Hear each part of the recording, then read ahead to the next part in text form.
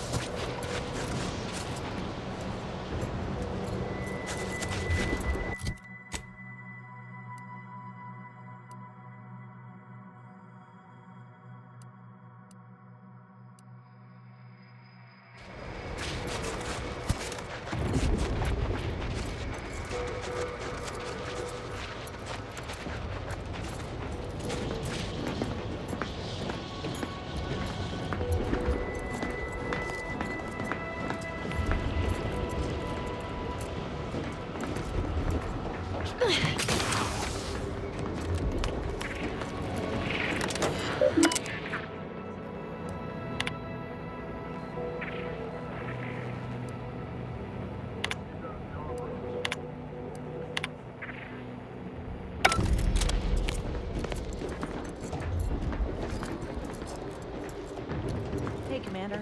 Something tells me the Order won't be keen on letting an enemy soldier walk through their gates.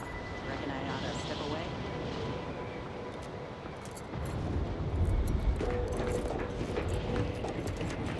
You've advanced the plan. You shall be feted.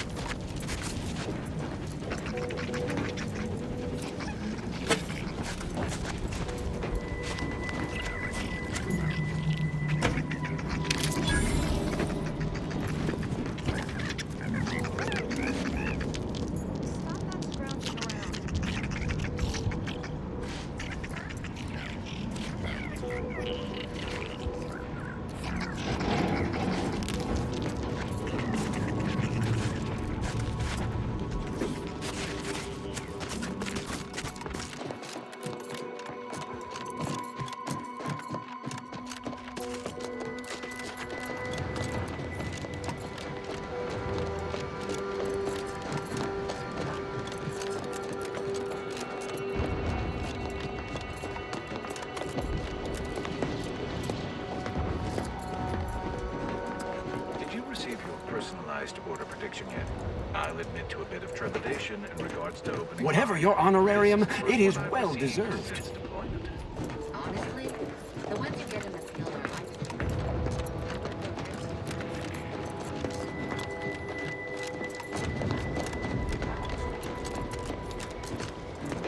Heard that rift near the archive has deep... Halt!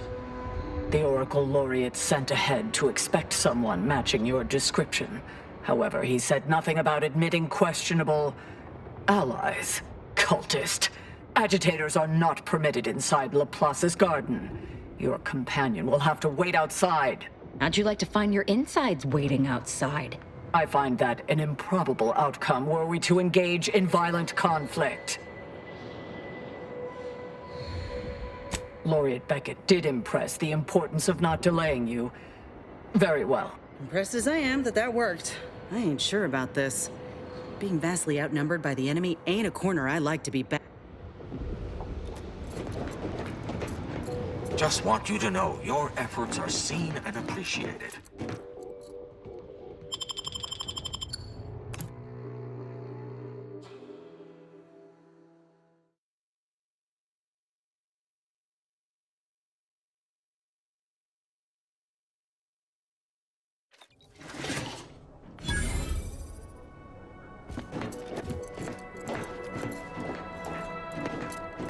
Agent, I have a message for you.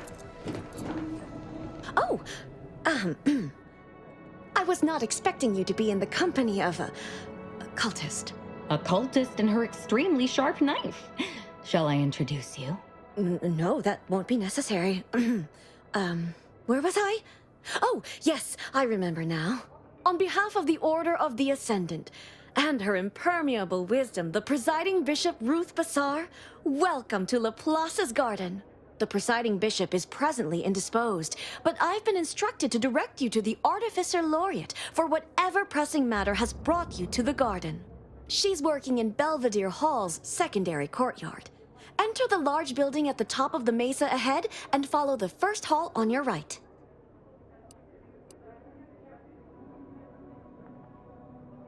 Oh no, not at all. The presiding bishop routinely spends Of course, she does seem to be logging more hours in the chamber of late. The rest of the Laureate Council is capable of managing affairs while the presiding bishop is occupied. Really, it's no reason... Oh, yes. The vicar did ask me to direct you to him. How positively forgetful of me. He should be waiting for you in Belvedere Hall's main courtyard at the top of the stairs.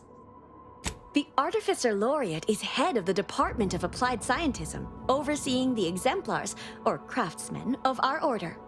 Belvedere Hall used to serve primarily as the garden's hub for all manner of research instruction. Since the Order's forced dispossession of Spireton and the Archive, which is to say, please excuse our mess, we're still remodeling. Look around you. I don't see a battlefield. Do you? You're right. My response, those in the garden have enough perspective to remain present and to focus on what matters. And you for But now, I fear I have... May all your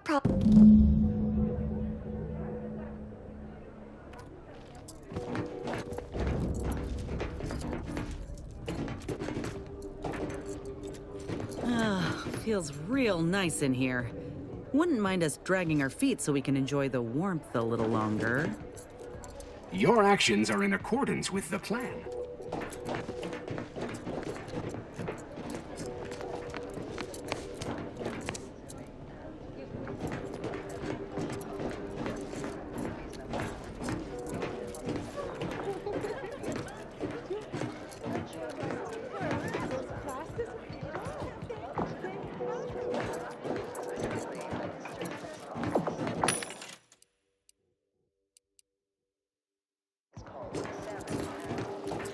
Smart researchers patronize the Scientician Surplus. Quality goods at algorithmically determined prices. 19% of all salmon being infected by these parasites. More importantly, the text contains the solution. Welcome to the Scientician Surplus. I am the Scientician in question. Any inquiries about the stock may be directed to me. Act of freezing the salmon meat. Either you intend to buy or you intend to go without. It would be unethical for me to interfere. Please peruse.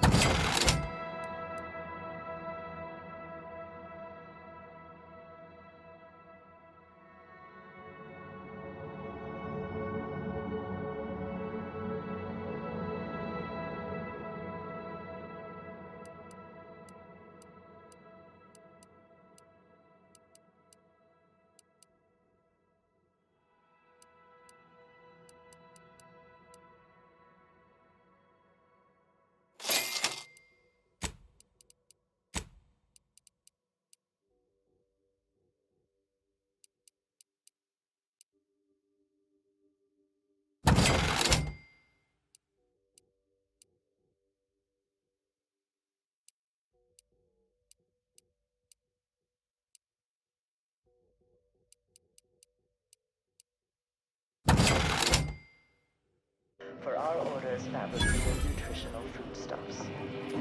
OAR.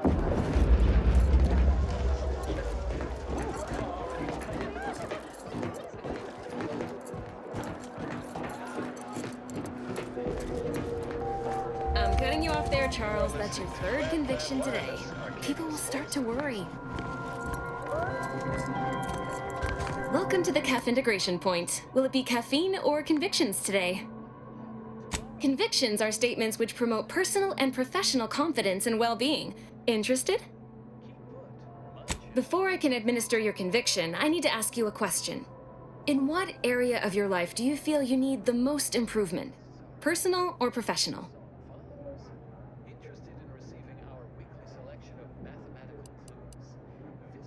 No need to start chewing erasers. I'll be gentle. Promise. Expand on that for me.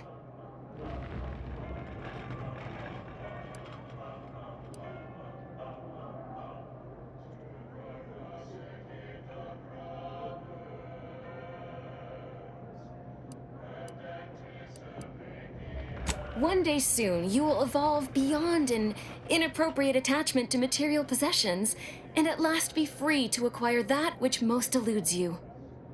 Good. Now then, a brief conversation is customary following the initial service. I haven't seen you around before. New project appointment? Must be an adjustment, all things considered.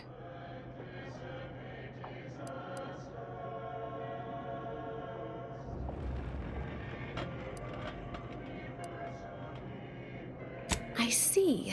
And what lucky department have you been apportioned to? Surely it must be one of the big three. Of course. The Vicars are an integral part of the Order, without which we would all be left to assemble our own frameworks of contrition. How positively dreadful. You know, I'm actually nearing the end of my shift. If you're amenable to continuing our chat somewhere more private, I think we could both benefit. Right this way.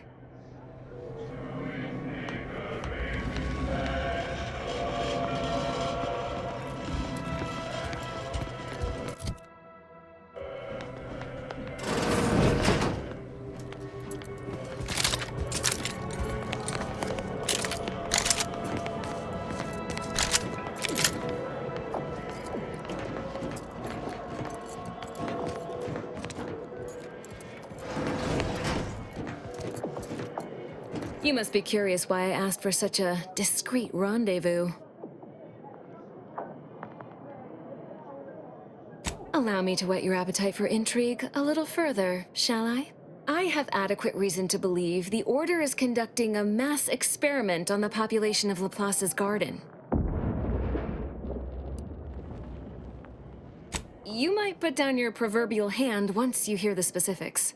The Order is not cultivating its perfect, plan-abiding society through careful ideological pruning, as the laureates would have you believe. It's simple pharmacology.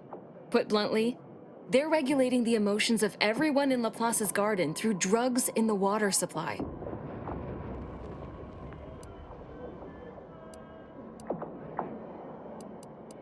Moderate your volume, please! No one here is in any immediate peril. Probably.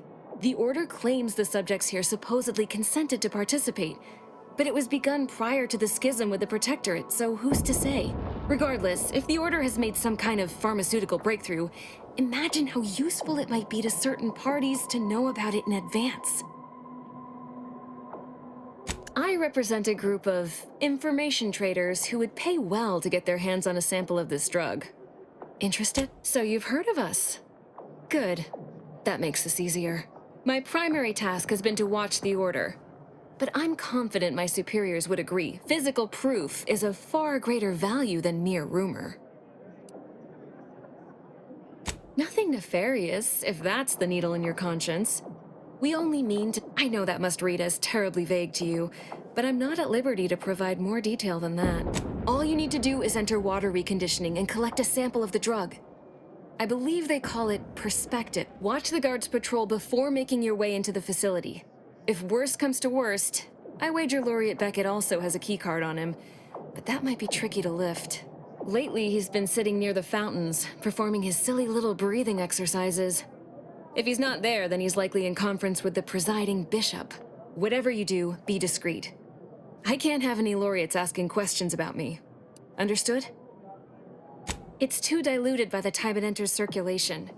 I need the unfiltered drug, which is outside of work. I have, let's call, and I'd like to offload.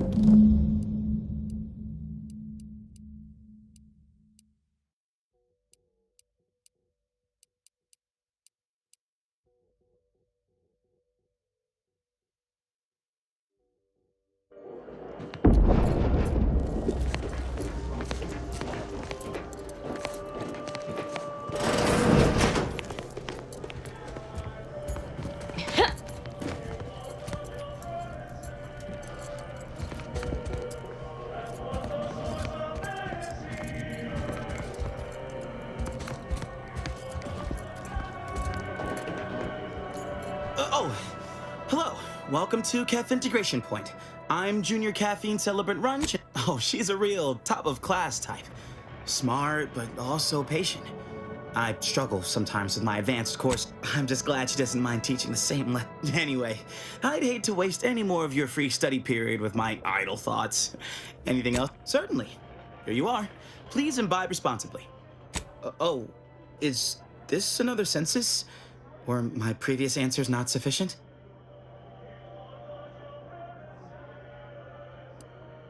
The bi-weekly census about residency satisfaction. I could spend all day expositing on the benefits of the garden, but I think you'll experience much of it yourself.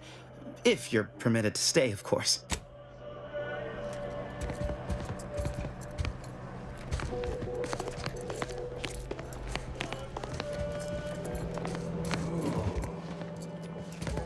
On a scale of 1 to 100, how pleased are you with the garden in its current state?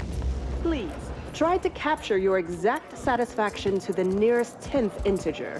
100? Certainly. That's...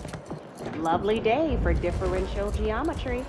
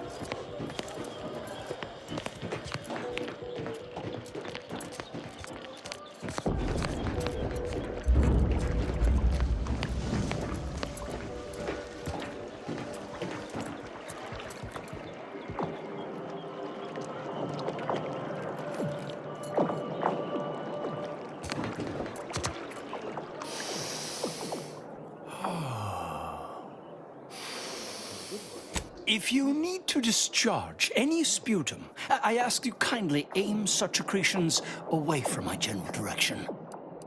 Thank you. No, not dead. Not yet. Nor imminently, one hopes. I am merely... Sometime last year, I predetermined an occasion of momentous import would happen today, right here, at these very court. None taken. But Leslie Beckett, Oracle Laureate, Seer Supreme, leader of the Department of Predictive Analysis and... Forgive me if I don't shake hands. I prefer to keep my skin microbiome. But now, if I'm not mistaken, you must be the agent we've been expecting. I don't suppose you've stumbled upon any of our excogitation chapels around Cloister. Excogitation chapels are order residencies where one can meditate in solitude on specific theorems relating to the plan. They're scattered all around Cloister. Prior to the war, such focused study led to all manner of breakthroughs, with audio logs routinely kept by the scientician in residence. In these unprecedented times, such logs could harbor hidden wisdom. However, with the war on, all confidential, I'm afraid. Many are still under peer review. But I can assure you that, oh no, I couldn't possibly ask you to endanger yourself by seeking out these. However, if you happened upon these, by my reckoning, the amount of logs to be collected, I'm happy to answer any questions you may have.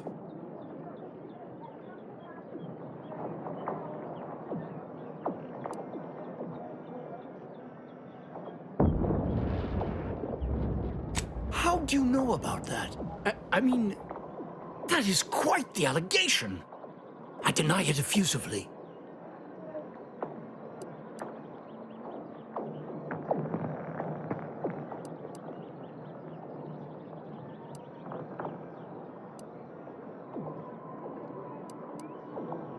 First, answer me this. What is your interest in this matter?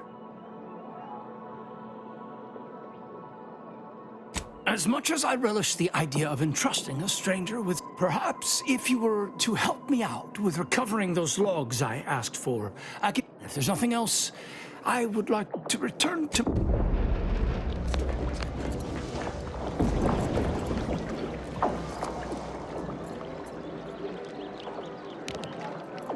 What is with the anomalous behavior?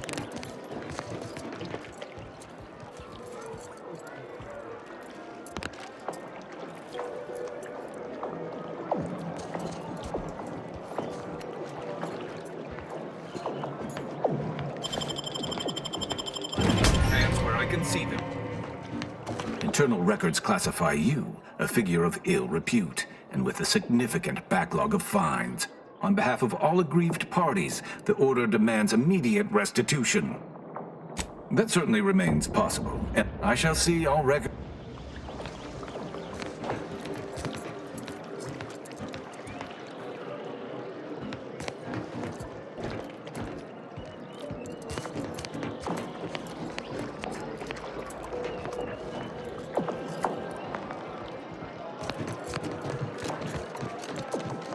For pity's sake, is it the pump or the sealant?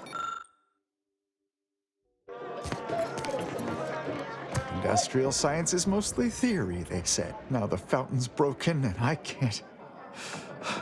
We had an avalanche recently. I recently placed into the industrial sciences, so I've been entrusted to fix the issue. But I've never had to put my knowledge into application before. The garden is supposed to be perfect. If I can't nip this issue in the proverbial bud, who knows what might happen as a result? Pressure keeps undisciplined minds out from position. No, of course.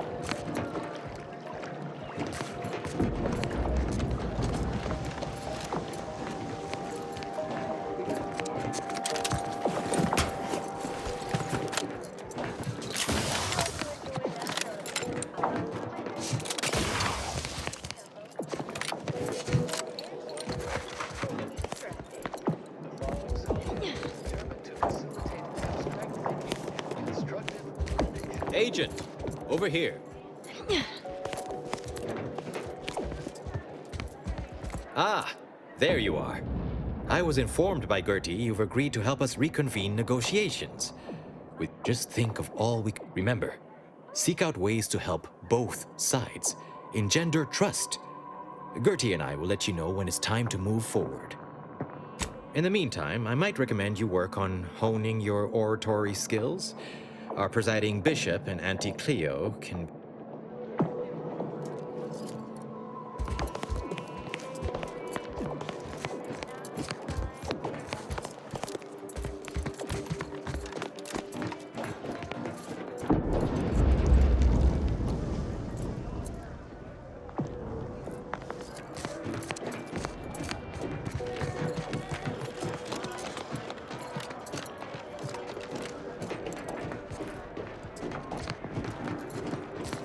A lot of space for refugees here.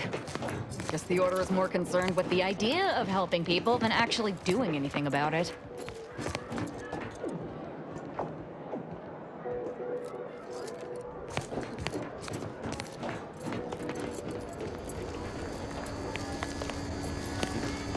How did your hypothesis about the flowers fare? I can tell we have little crossover Please of don't take me on a interests. co-tangent.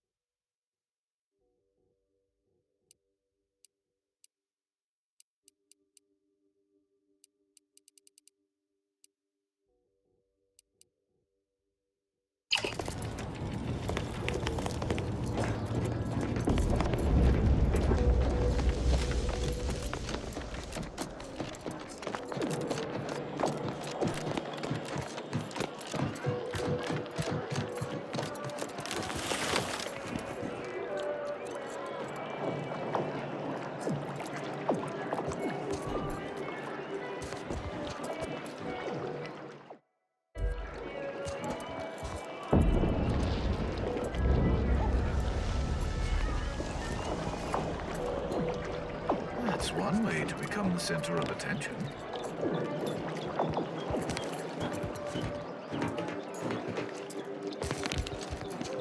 What is with the anomalous behavior?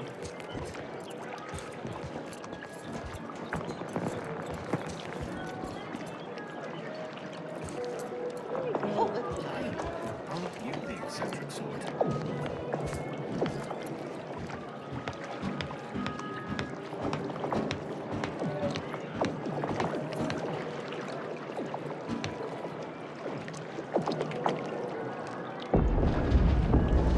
That's one way to become the center of attention. Oh no, dear.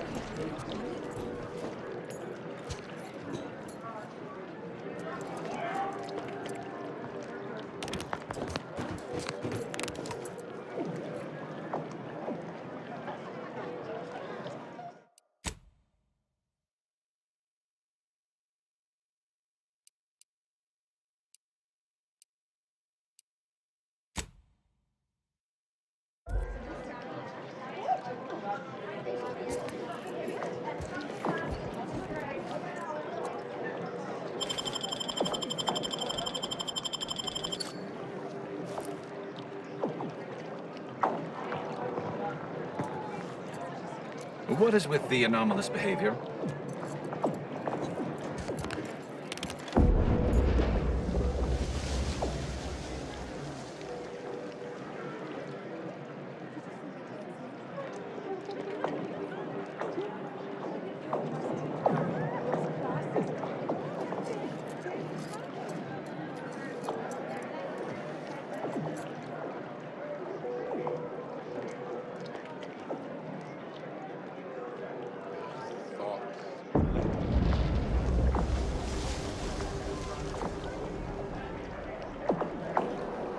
Woodwork is exquisite. Yes.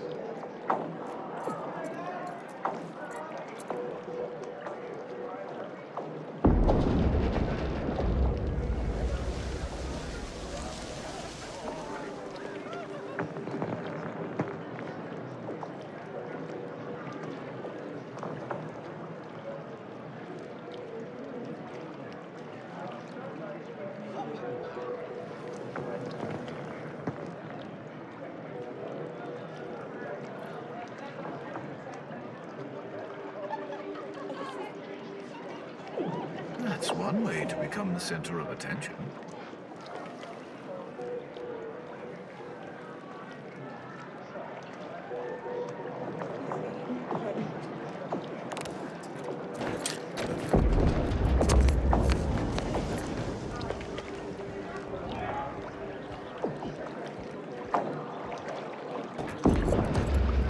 Welcome back, Agent. In what manner can I assist you? Impossible, I'm afraid.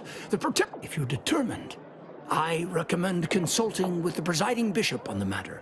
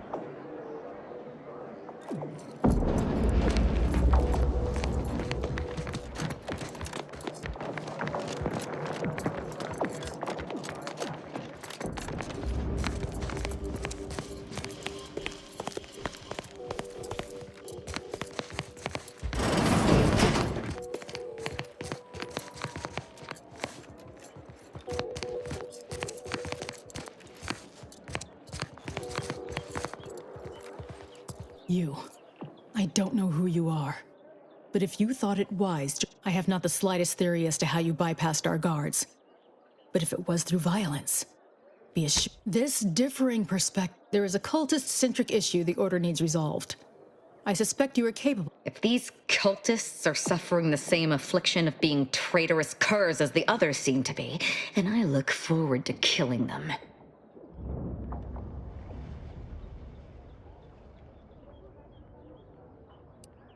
My task is this. A myriad of cultists have taken over the settlement of Newton. Once there was a bridge stretching from the settlement to the archive, but it was destroyed by a rift. As much as I'd welcome the bloodshed, it may be wise for me to avoid members of the Dawn until I get their treachery sorted.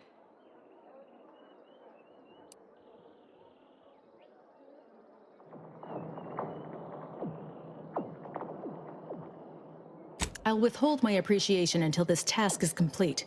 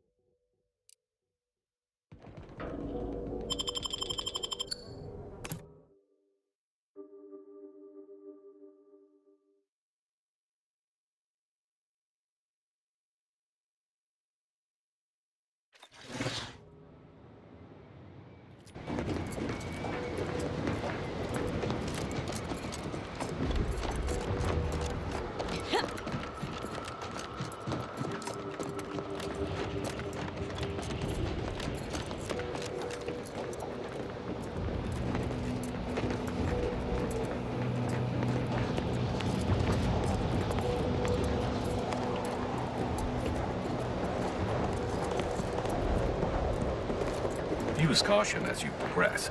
There's been reports of ursopods in the area. Try not to deviate from the norm.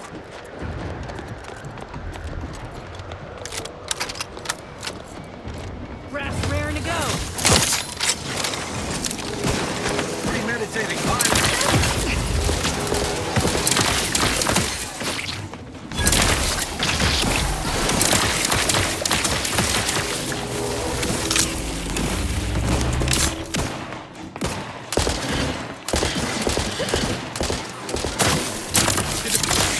With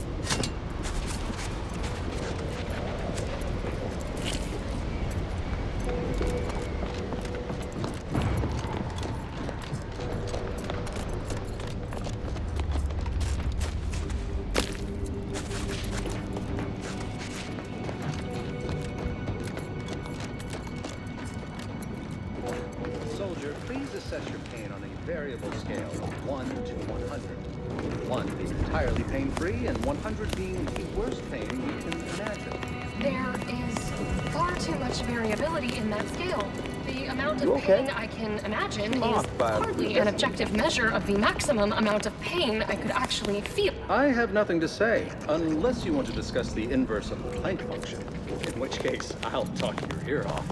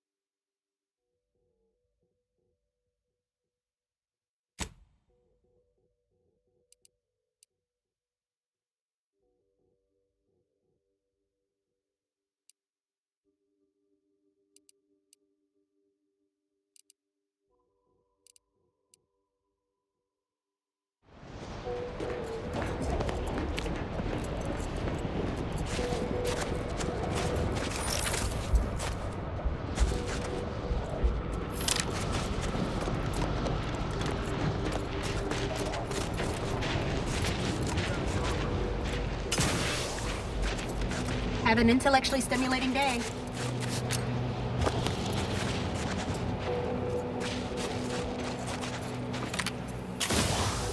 Another object, just gone.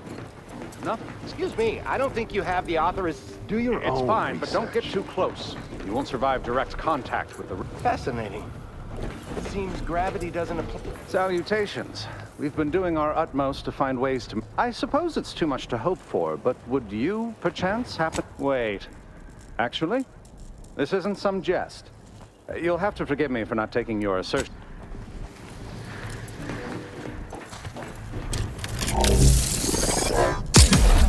All the items we put into the rift, they've been reconstituted.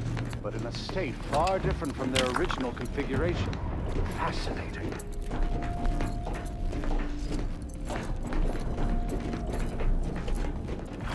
Lord damn it. It's reverted to its previous state. Was it a failing of the device or an inevitable architect above? That was...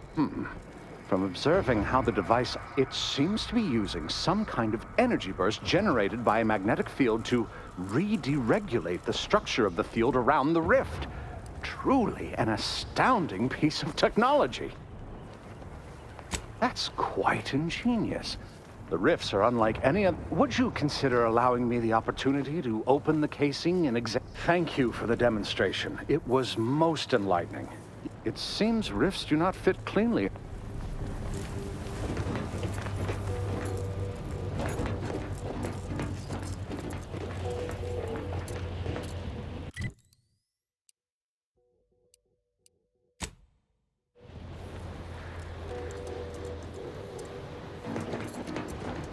Observe.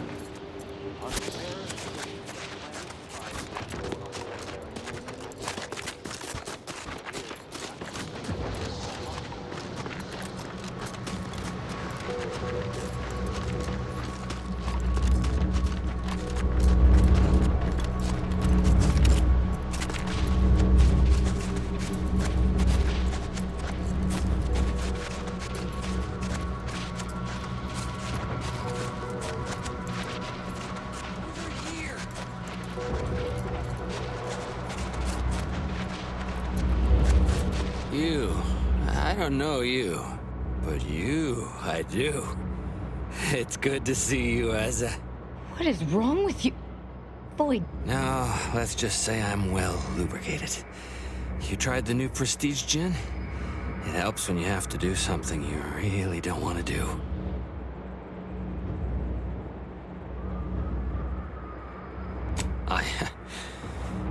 Yes, there are a bunch of sentinels in hiding. When I give the word, they're to execute both of you.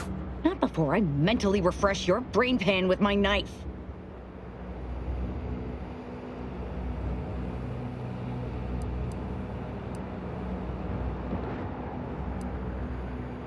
Maybe I deserve to be. I didn't want to do this. I guess I shouldn't have questioned the kill order so loudly. It was real. It came from the exalted leader herself. She summoned me, knew of the message I'd sent, said I'd ruined everything. To save myself, I'm sorry, Asa. Absolutely not. We don't need his help. We should just kill him and get on with the Sentinel killing. If we die, at least I'll be taking a great many of them with us.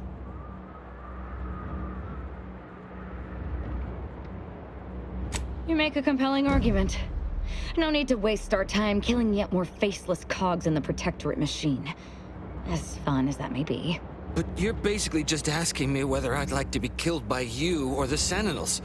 Because when they figure it out, they'll execute me.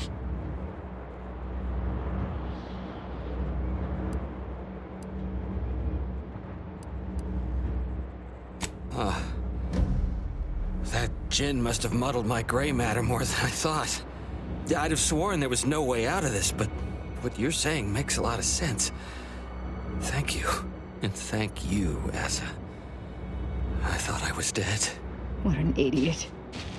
I can't believe I thought of him as a friend.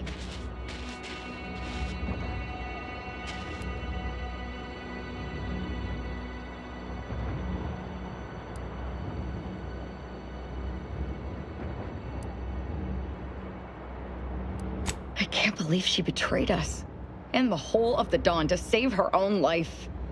Well, once I find her. The Exalted... We do know that she was in league with the Sentinels, though. There's nothing of it but to get ourselves inside their headquarters on Praetor. We'll track her by accessing their comm system. We don't need to worry about their systems. I stole their access codes when I was younger, but never had the nerve or call to use them. Once we do...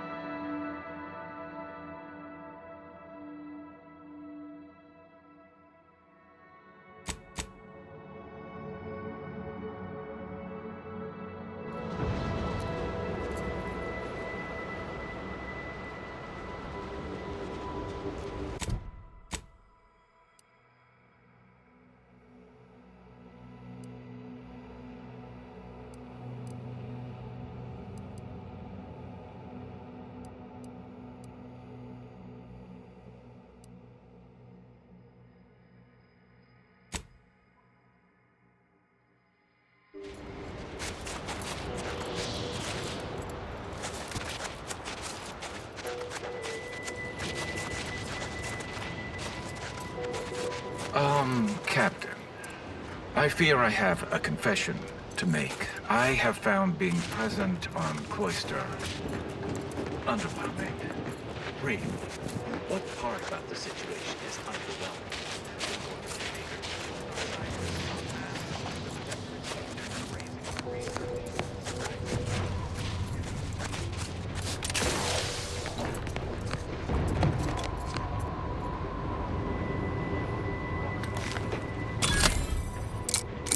Get some coffee.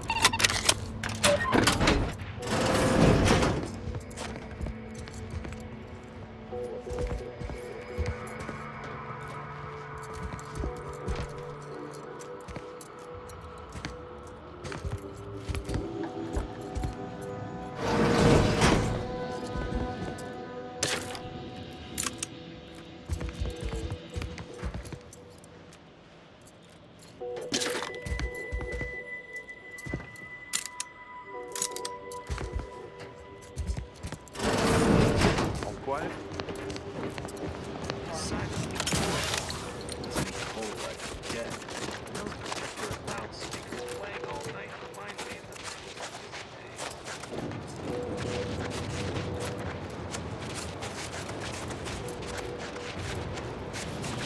that your shift on the front line is no reason to reason with you.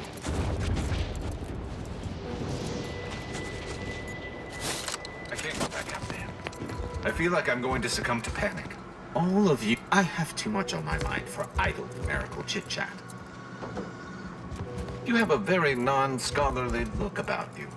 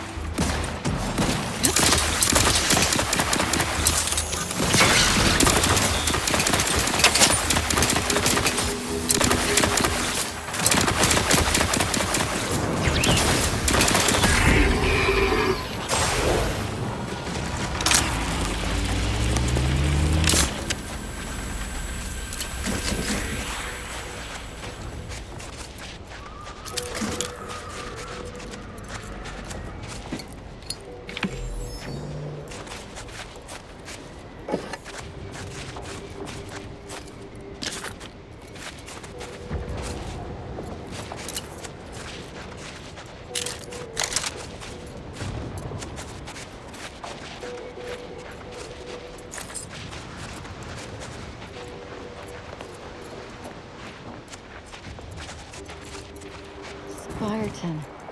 What a massacre. And we missed it.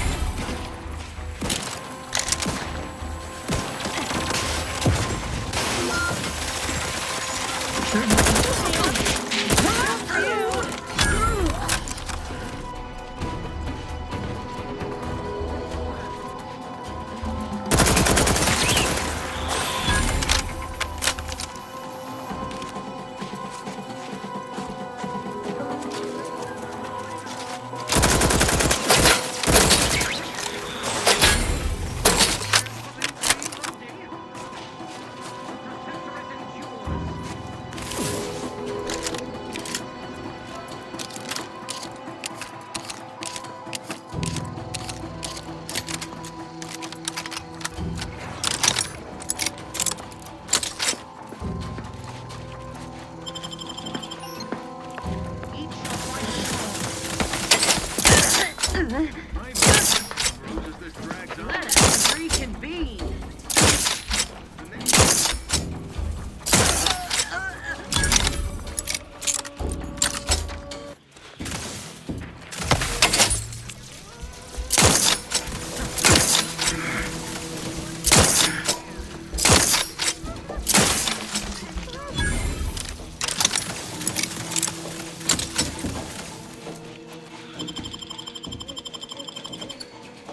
I'm alive. Who needs to die?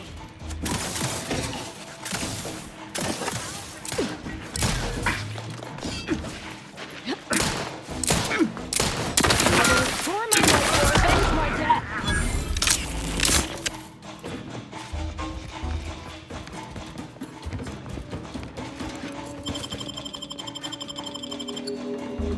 I'm alive. Who needs to die? Aggressor at hand.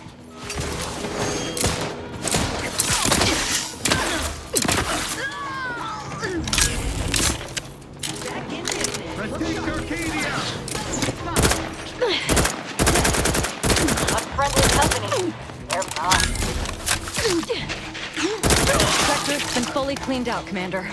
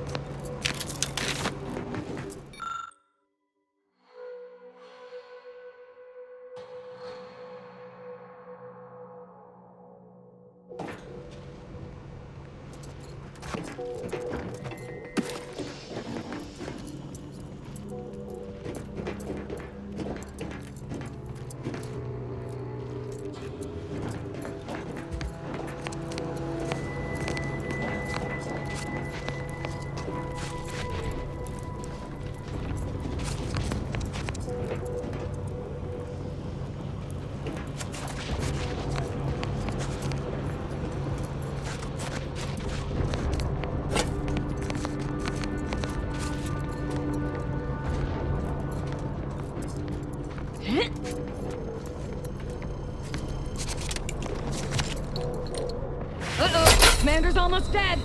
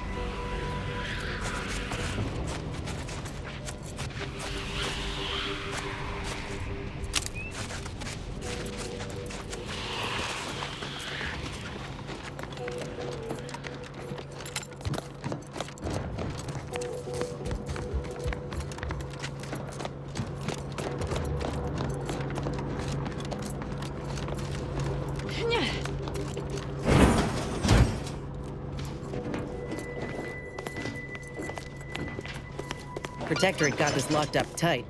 But we can unseal it somewhere by the archive's entrance, if I recall.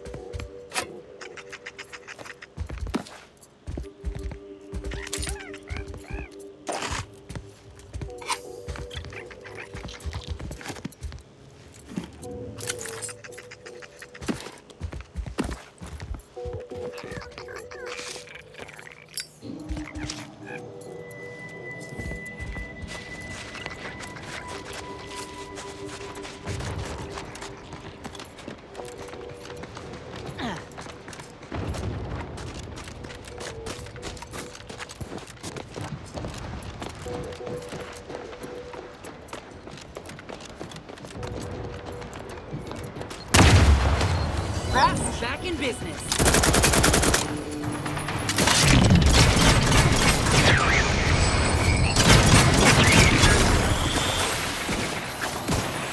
Feeling a little woozy there, Commander.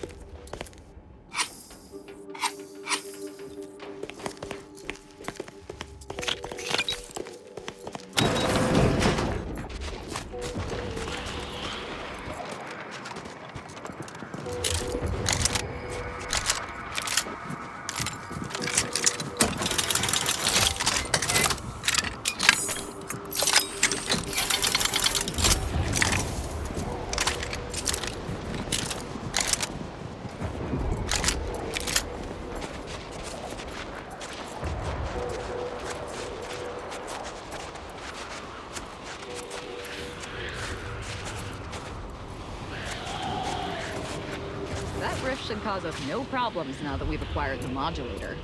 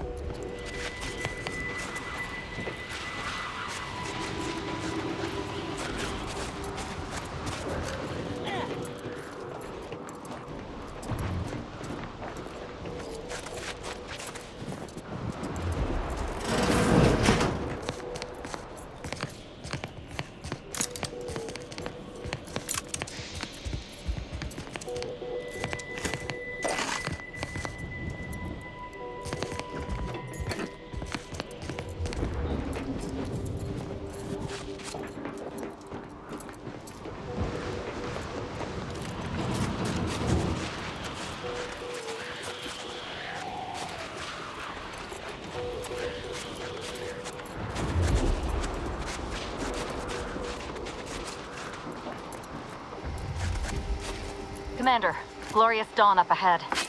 Probably best to turn back until I've sorted whatever treachery has Undermined my status within the ranks. I'd welcome the bloodshed, but that's not going to get me my answers. Dagmar. The cur. How could she betray me? Her, of all people. The one who recruited me into the Dawn and saved my life. And out of all the cultists, she elevated me to the highest rank in the Dawn. was her right hand. She was my supervisor. I was just a lowly scientist. She alone could see my heart through the shell the Protectorate encased me in. And when she saw my pain, she looked into my background. It was then that she recruited me.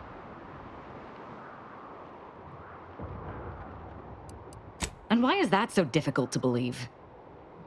Ironically, I used my closed-minded scientific rigor as a defense from the unbridled intelligence that tormented me when I was younger. My psychological profile. I saw it once. Recommended sending me to mental refreshment when I was young. Repeatedly. Something about killing sprats.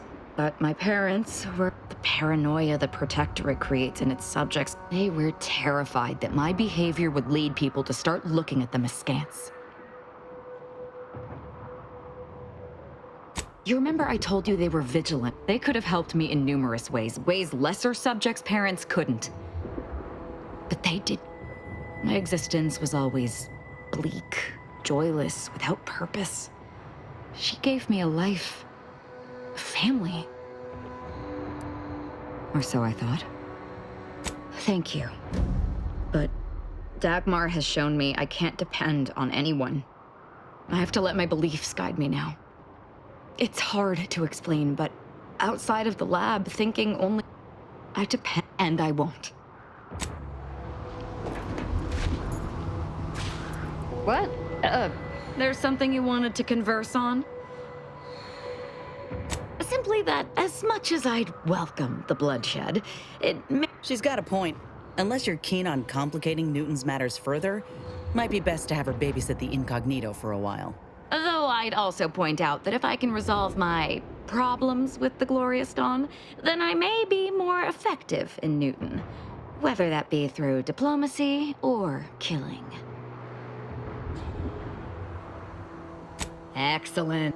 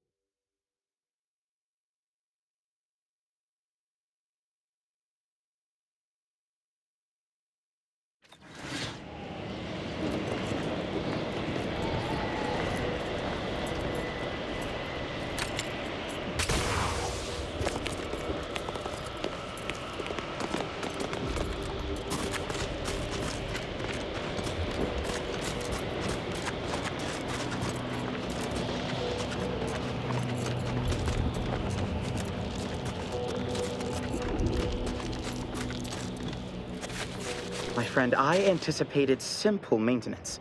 But what you've done is pure, architect-inspired artistry. This level of fine-tuning to the voltage monitor, such magnificent work is most definitely worthy of a reward. Truly, the plan has provided by sending you to my aid.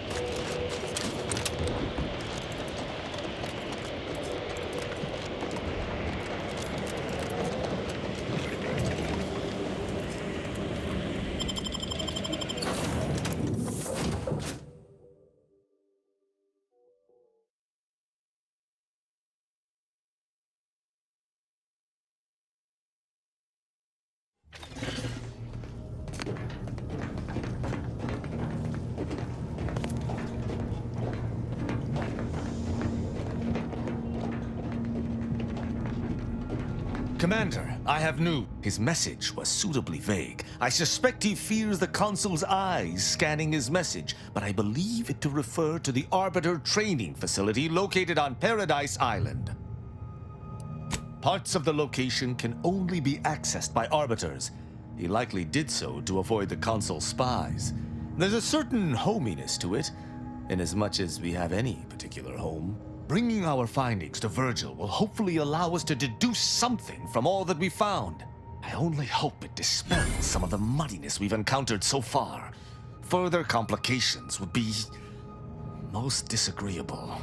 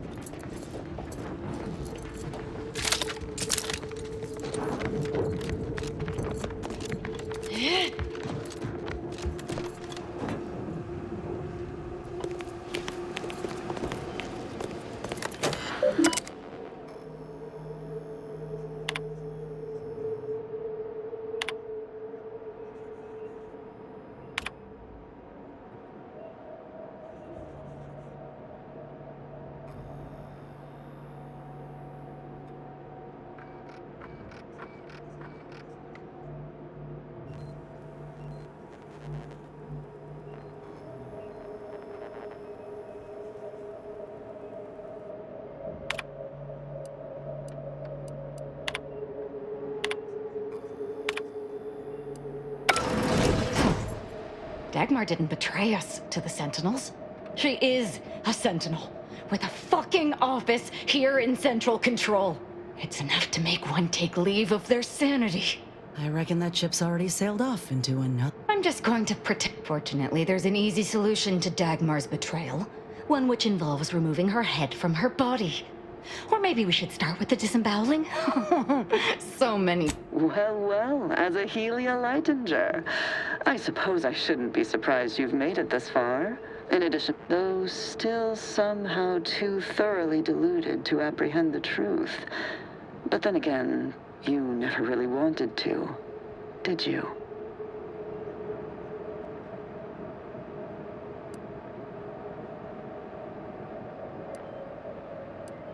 I'm sure I don't know. Obviously some manner of ruse to distract. Yes, well, can it truly even be considered betrayal if it was always lies? And Azza's willful ignorance may— What are you talking about? There were cults— No, there were not. The fiction of a cult was born out of the need to convince the Sovereign to return to the true spirit of the Protectorate. The Consul feared he was too weak.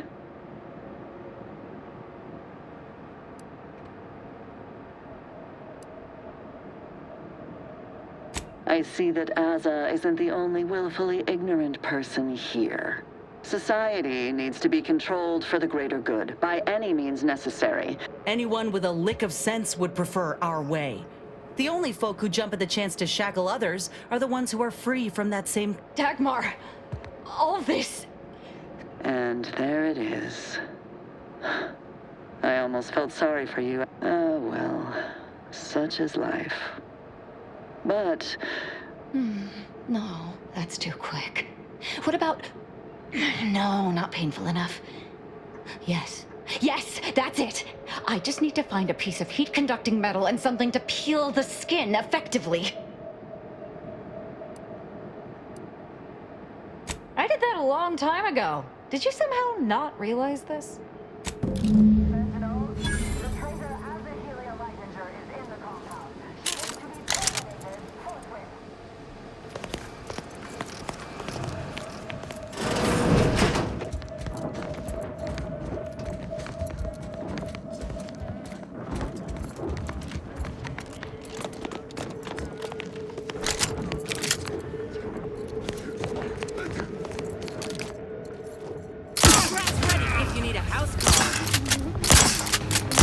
Sharp enough. Hostiles nearby.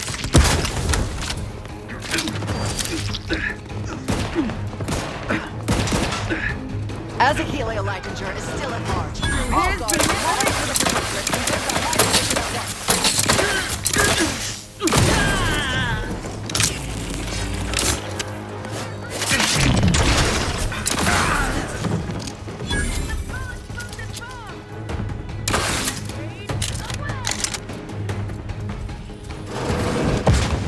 Employing a thorough, methodical search pattern.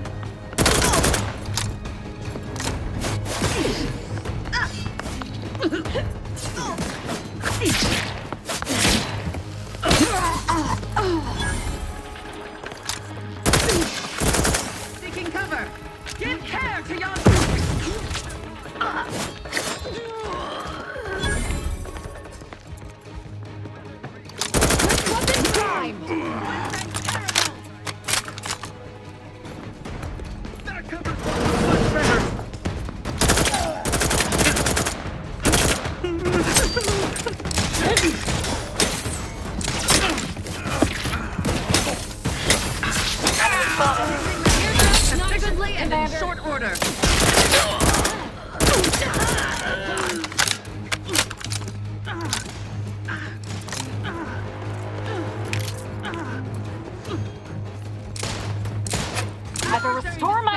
avenge my death! Chase!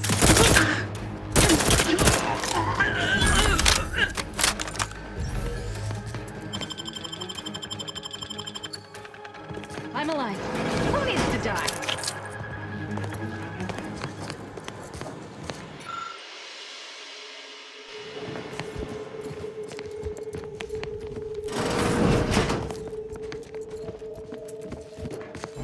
But appreciate if you cleared out and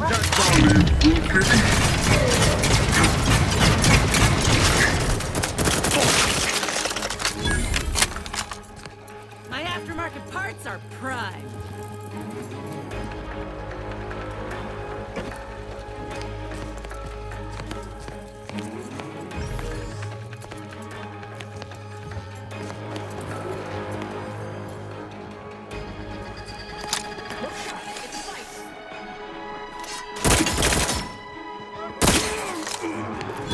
To the rescue, sight unseen.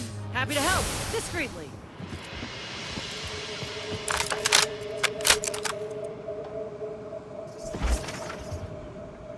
Sharpen up. Hostiles nearby.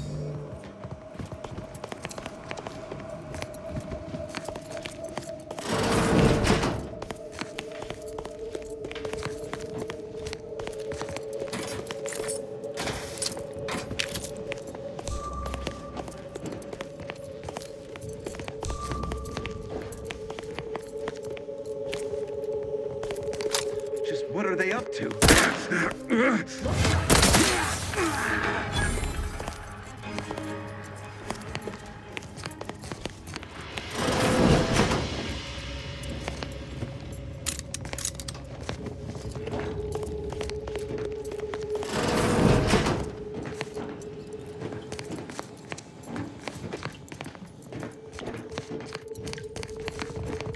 I thought the Dawn were my family. But with Dagmar's betrayal and the willingness with which the rest of them turned on me, I just don't know. That's true. And even without threats, Dagmar, she made all of us feel our lives weren't meaningless. But she has proven, yes, the truth of the Dawn cannot be a...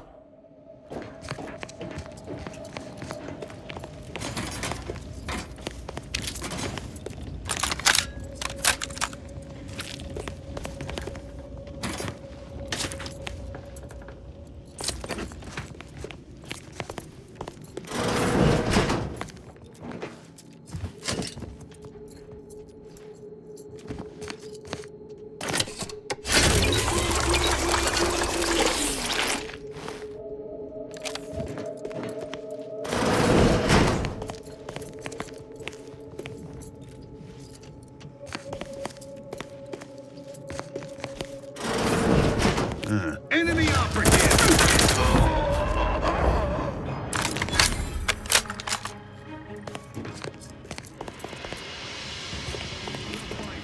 Sure as eggs. Unfriendly company. They're mine. That wasn't intentional.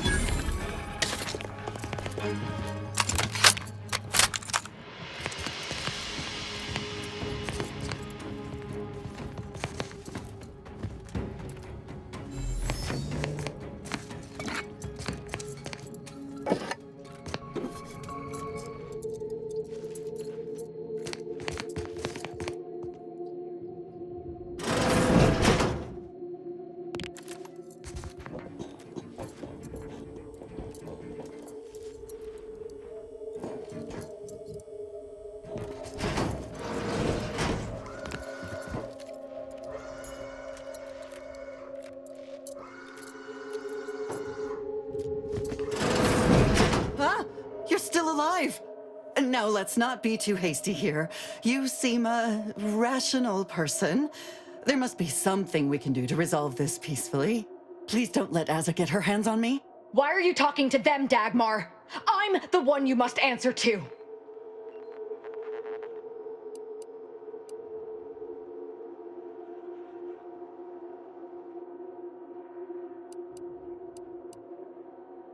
Well, I'm waiting to hear your ineffectual arguments as to why you should be spared. And then... Why? I'm a loyal subject to the True Protectorate. What other reason is there? When the Consul tasked me to help save the colony, and you were an obvious choice. So lost. You brought me great praise from the Consul. Until you started asking questions and killing the wrong people.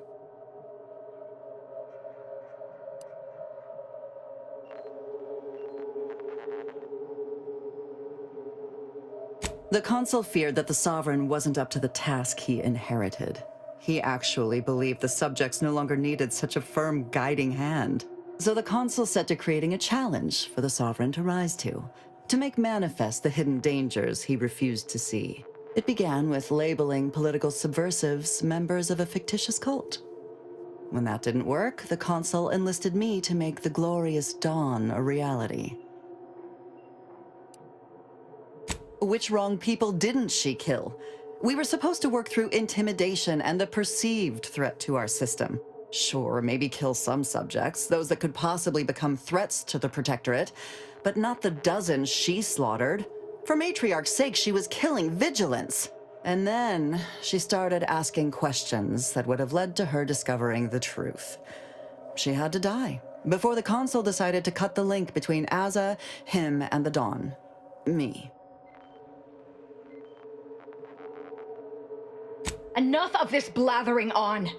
It's well past time for Dagmar and her life to part ways.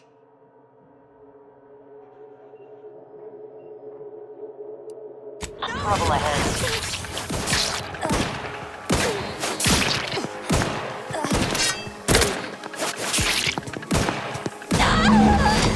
She's dead.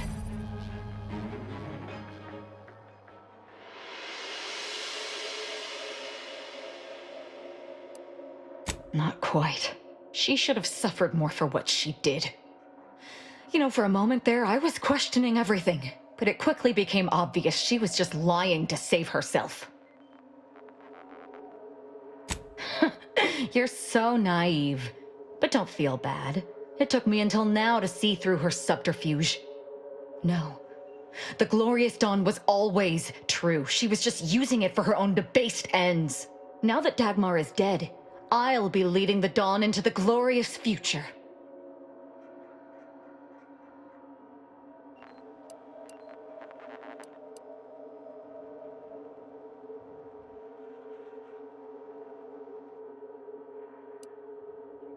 I can send out a general message from here, informing the cells that the previous Exalted Leader has betrayed us and has been dealt with, and that I am now in charge.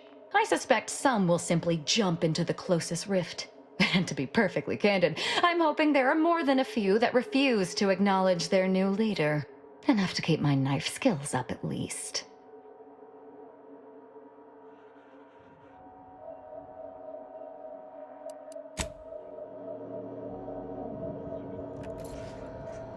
It's done. Let's leave this place. It sickens me.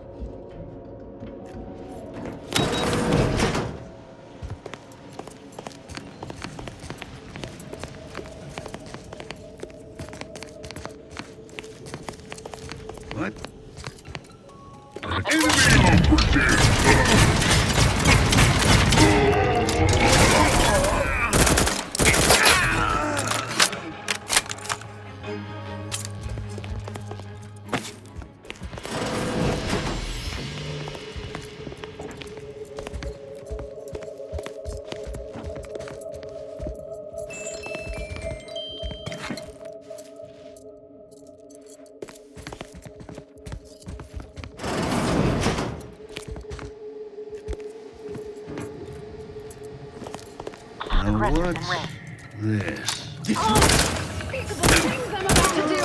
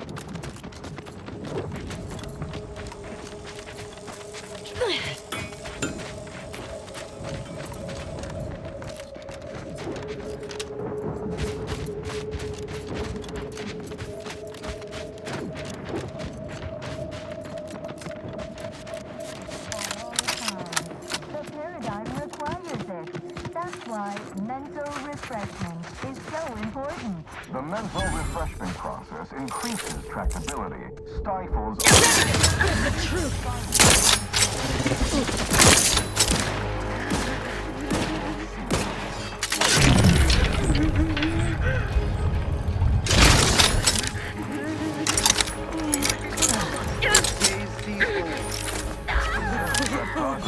Sustain the system. Continuing inspection. That covers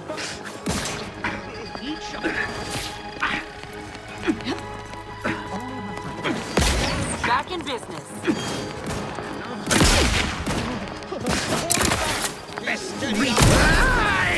Taking cover!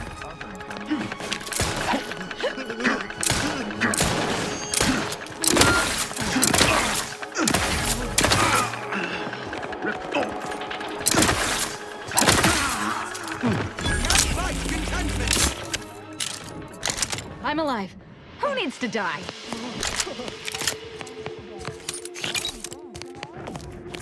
Contact reestablished.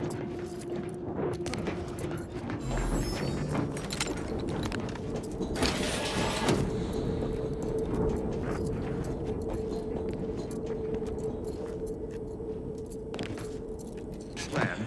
Preserve set progress. Sustain the system. Serve the song. It is personally overseen by Head Refresher Gould, the top cognitive devisor responsible for making the mental refreshment process more refreshing than ever.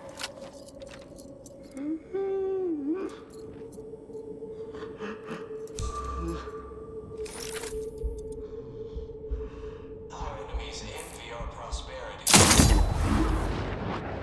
They sneer at our contentment.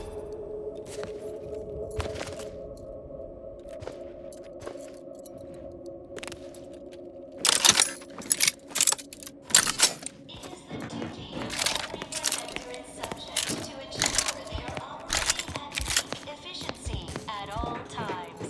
The paradigm requires it. That's why mental refreshment is so important. The mental refreshment ability stifles on stymies on and refashions the mind into a thing of symmetry.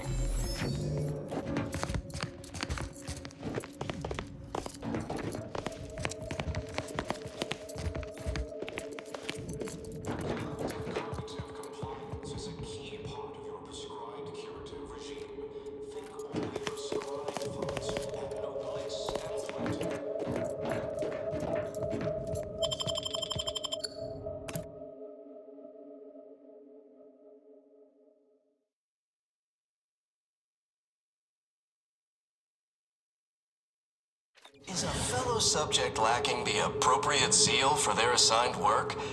Report them for mental refreshment post-haste.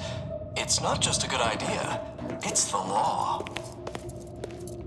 Come in, come right in, and be refreshed.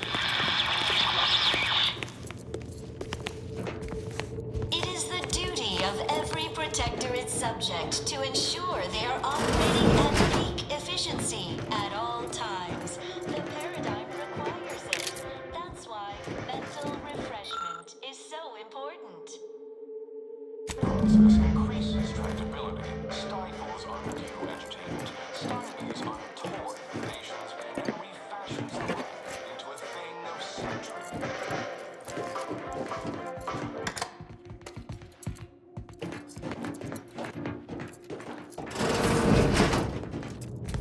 Remember, all subjects prosper under the guidance of our beneficent ruler, the Consul.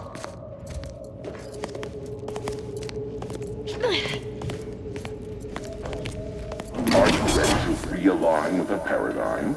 To shed all manner of imperfect thoughts? All it takes is some light instruction, a restorative cocktail, And a quick dip into the lathe of particularity to abrade your imperfections. I'm Head Refresher Gould, and I guarantee when you exit our doors, you'll be a Productive member of our perfect society again. Soon you'll say, goodbye, imperfect thoughts. Hello, contentment. I don't know what in the void we just got hosed down with, but it's, kinda nice.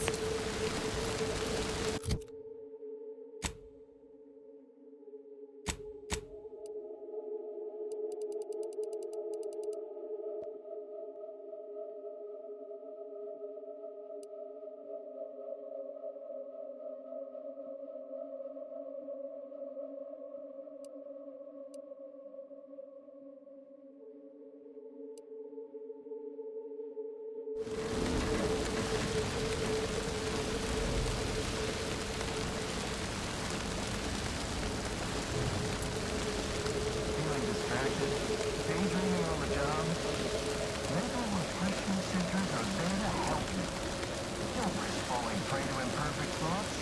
Go now.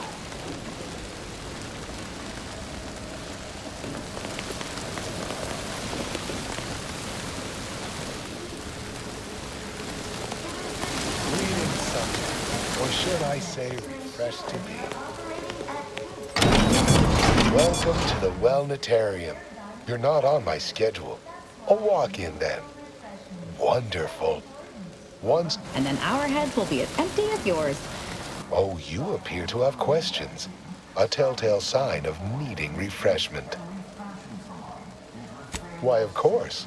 It is the duty of every subject to submit for a quick mental tune-up whenever we experience imperfect thoughts or lack a little zeal.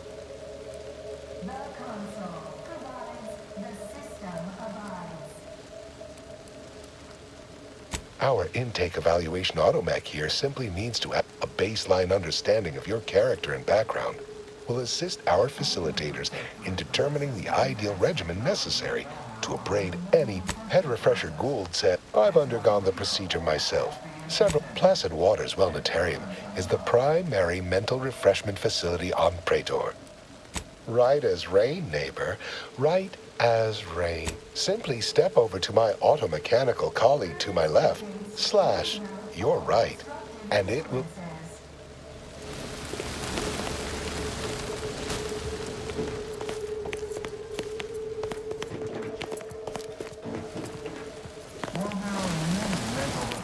Notions are unsanctioned thoughts are strictly considered. Greeting, subject unscheduled. Welcome to... Subjects are required to Query 1. Concisely characterize your personal perspective.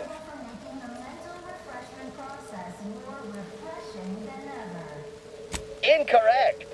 The accepted answer is, I fulfill my duty to the Sovereign. Query 2. Rate your present level of zealous efficaciousness on a scale of 1 to 5. 5 being the highest, 3 being a traitor. Incorrect. Wait, processing. That was correct. No, the degree of zealous efficaciousness. Query 3. Do you ever fall prey to imperfect thoughts? Unacceptable. A perfect society. Demand final. Query. How would your neighbors describe you? Processing. Determining the appropriate reply was the formulating conclusion. Phrenometric matrix 150. The acceptable amount for a true and dutiful protectorate Now, proceed to the nearby pneumatic tube to collect your complimentary unitard and lift pass. Your realignment with the paradigm begins now. Preserve set progress. Sustain the system. I could tell you were in need of mental refreshment. Such things.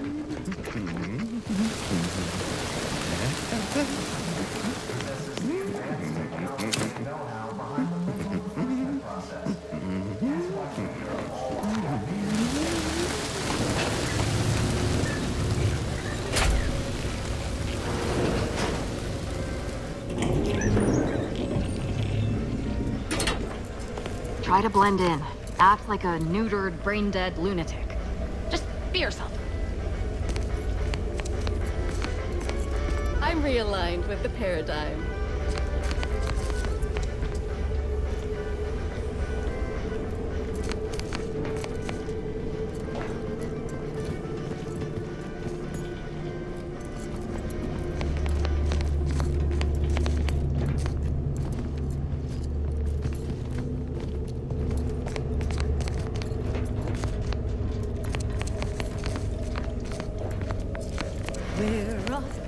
Their team plays the worst anyone has ever played. Oh, you're new. Must be. You still retain that look of inquiry and deliberation. I'm Waylon. No, I'm newly full of zeal.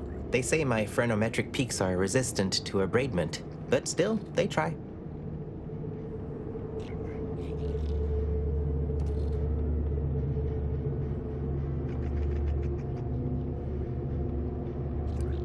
Wait, I just blinked several times. I couldn't leave. Not yet. Haven't completed my regimen. My phrenometric peaks are still jutting all over the place, they say. Are you in disguise? I don't recognize so-and-so as a title. This feels I'd go with you, I guess. But I need something first. They took all my things when I arrived. Stored them in storage. My commemorative pitch balls in there. From my favorite team, the Paradigm Abiders. Some say I had to turn in my personal items when I... Suppose so. One way out's the safest. Someone dug a tunnel in the kitchen pantry. Though there are 2 automechs assigned there now, to keep subjects from wandering in and ambling off. That doesn't seem like the sort of thing that'd be allowed. I'll be dithering... Oh! Hello!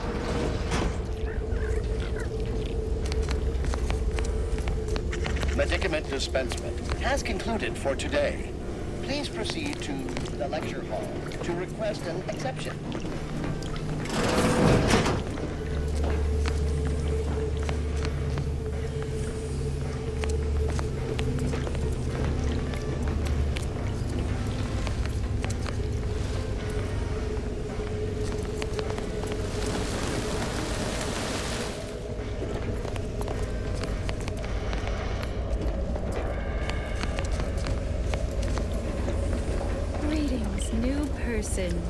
You have a look of query about you.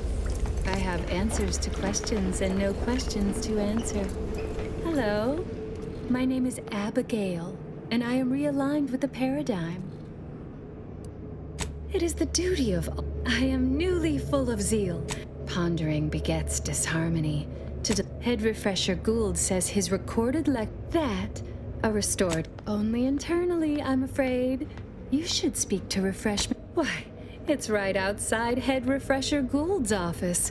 He'll schedule you. Just follow the signs to the lecture hall. I once possessed a failing of character where I would voice simple statements in a way that sounded like a question. Drat! There, did it again. Anyhow, I was reported for it. Right as rain, neighbor. Never more content. I only experienced refreshment.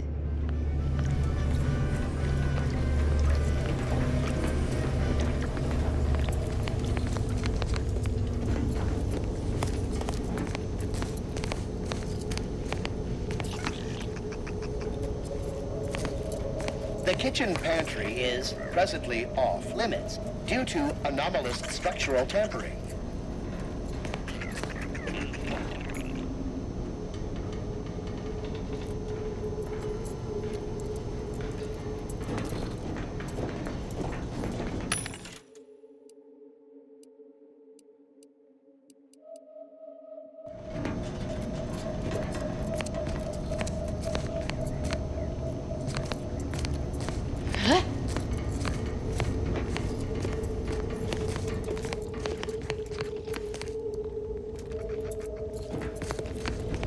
Settle down, everyone. Lecture's playing. Prepare to be edified. For today's topic, we'll touch on why our program is so very important. Ignorant, misguided outsiders may wonder, why does the Protectorate need mental refreshment? Doesn't it inhibit personal freedom? Yet this freedom they celebrate is a yawning chaos, and their choice is an invitation to failure, loss, and anarchy. It is a sad fact that all human beings require direction. As my good friend the Consul would say, at its base, humanity unguided is cravenly... Greetings, unscheduled walk-in. On a scale of 1 to 10, 10 being the highest, 1 being the lowest, how mentally refreshed are you feeling? Rounding up for clarity / responding approvingly. Our refreshment facility, medicament dispensement, has concluded for the day. Response. Medicaments are stored in medicaments farewell statement. May refreshment.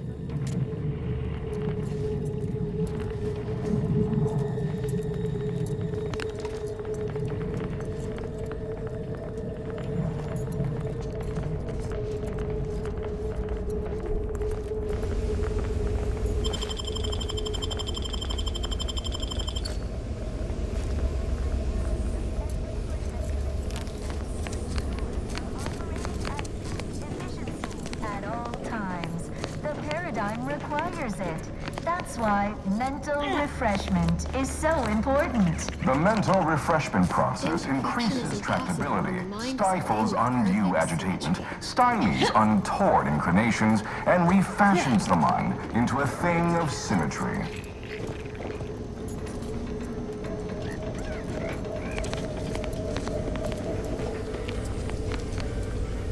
Medicament dispenser. The console provides, the system abides. Hello! You find my pitch ball? Upstairs, in a closet behind... Only the Protectorate possesses the advanced technology and know-how behind the mental refreshment process.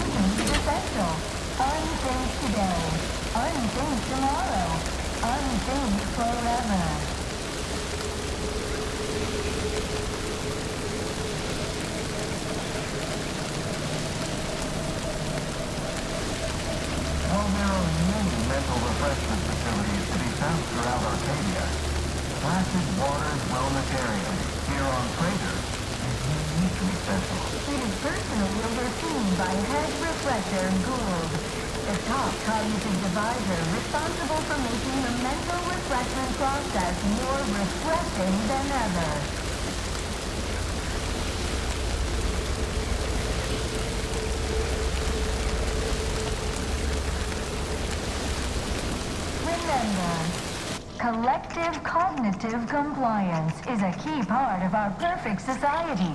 When we comply together, we thrive together.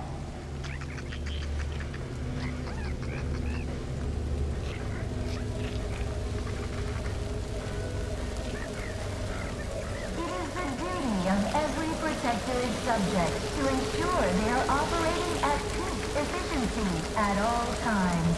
The paradigm requires it. That's why mental refreshment is so important. The mental refreshment process increases tractability, stifles undue agitation, stymies untoward inclinations, and refashions the mind into a thing of symmetry.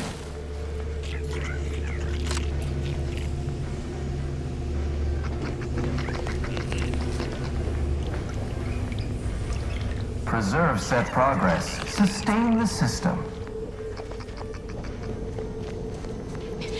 Right shifty-looking individual, if you ask me. Only the Protectorate possesses the advanced technology and know-how behind the mental refreshment process. That's why we are all happy and contented, and others are not.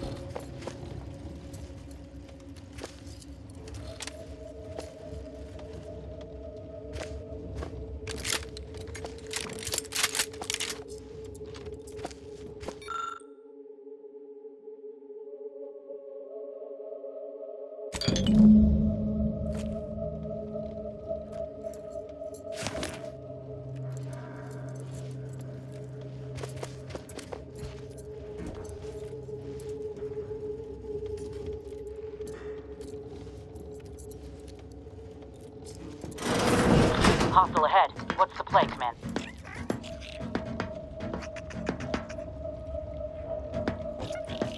reporting is so neighborly, suspicion rightly so.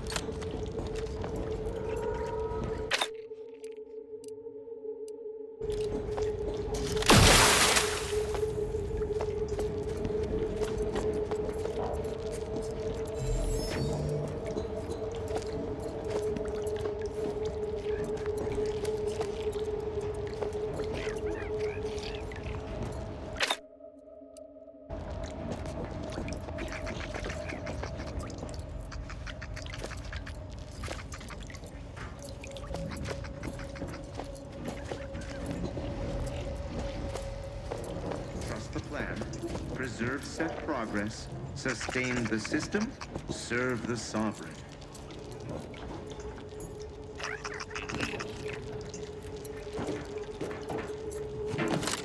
Huh?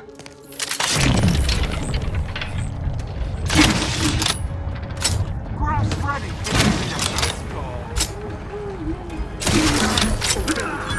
Breaking for cover!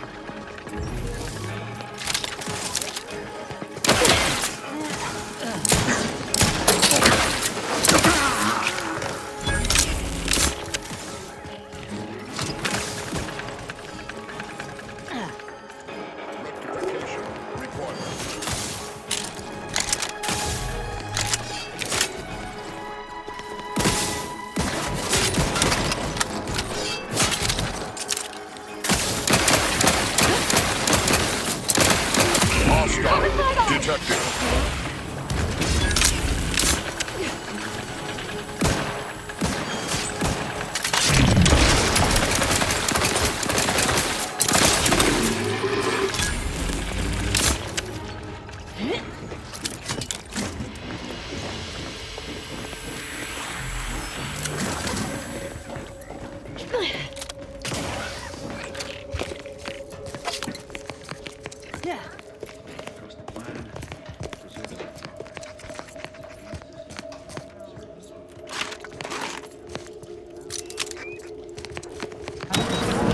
Planetarium here on Praetor is uniquely special.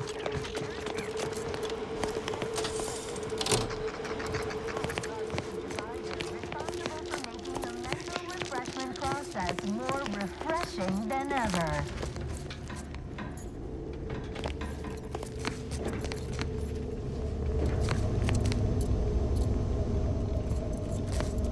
Is a fellow subject lacking the appropriate zeal for their assigned work? Report them for mental refreshment post-haste.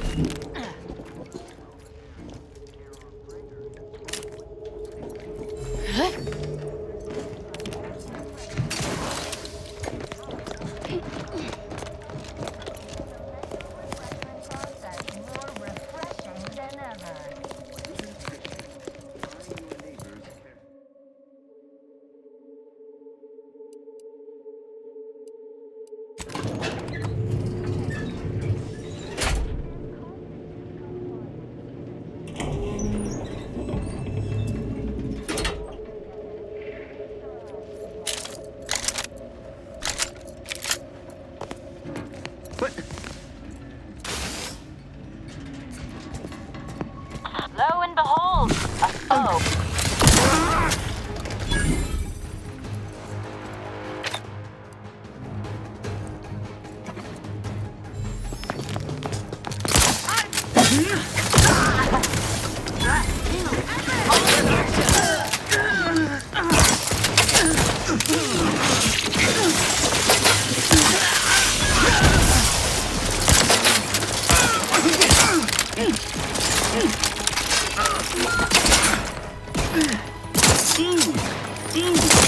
Vitals looking mighty marginal, Commander.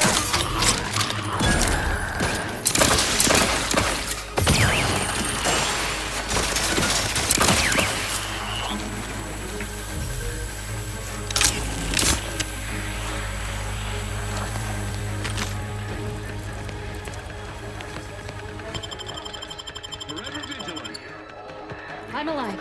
Who needs to die? My aftermarket parts are Unawares, you will answer for it. Violence is the answer.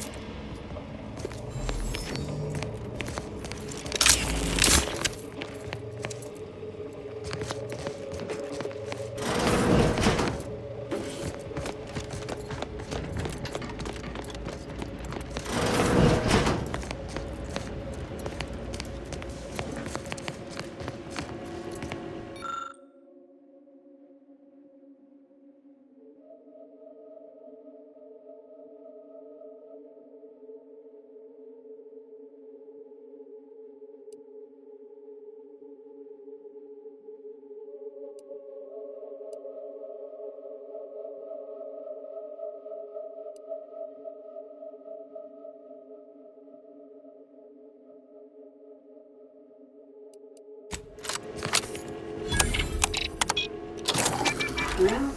Say, what's that sound? Why does the wall look so soft all of them?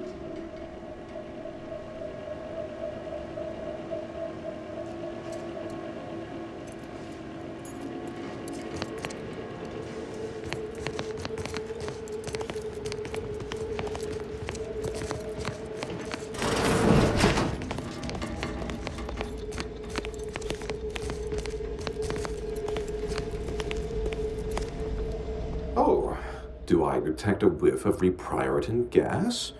I thought I should have your chart. Wait. Wait. Ha! And so the scientist becomes the lab sprat. Well, this is normally where you'd say something. My. Can't. Oh dear, I seem to be a little unstable at them. Even in a state such as this, I am. To what end are you here? Tell me truly. Speak plainly. You know, I'm a proposal. adequately debate me on the merits and failings of each group's ideology, and I'll provide you what you're here for. Yes, well, you'll see, even in a... So, what of the Order, our former allies, those cursed overthinkers, doomed to lives free of luxury, toiling away in ceaseless cogitation? What say you of them?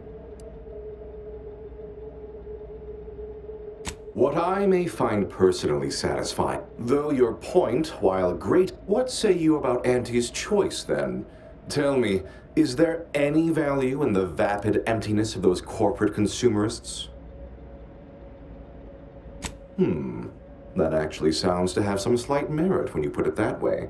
Your point is not, in the Protectorate, we have the best of everything. Food, technology, a sense of belonging, freedom from doubt, worry, hard work.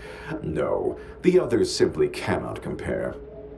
People are unproductively prone to unhappiness. We remove this self-sabotaging flaw so they can fully appreciate the ample bounty we provide, free of doubt and worry. Oh, that does sound rather engaging. Rick, well, you've raised some interesting points, I suppose. Any other clever assertions you'd like to put forward before I fully evaluate your performance here? How very nice of you to say. Taken as a whole. Yes, it's true. I am thoroughly disturbed. Now, what next?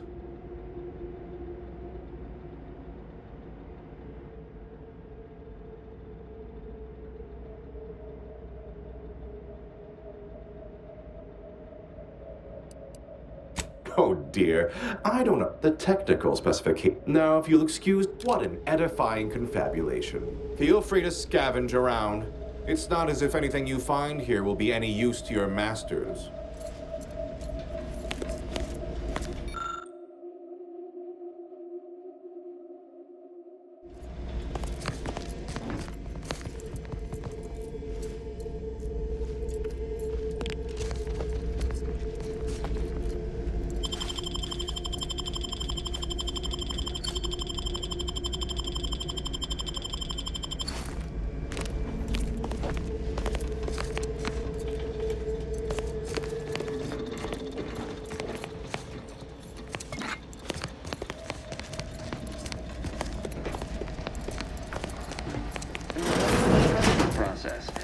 That's why we are all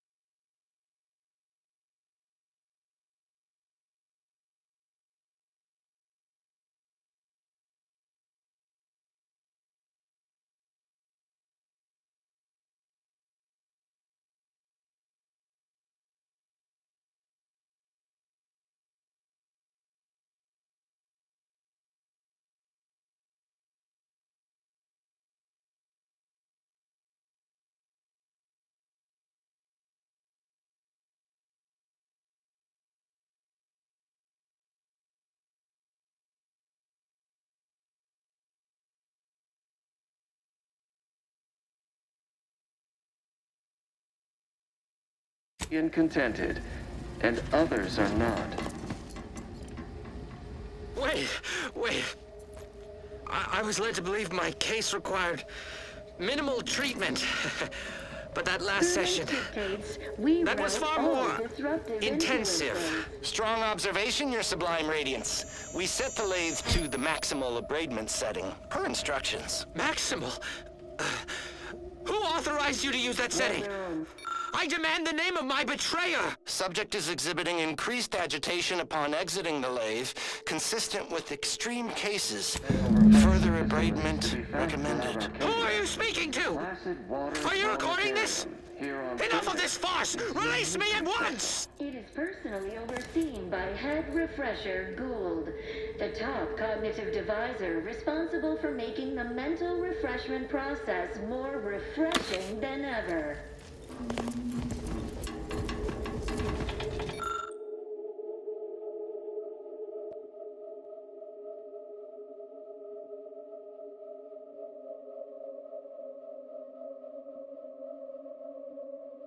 Refreshment post-haste. It's not just a good idea, it's the law.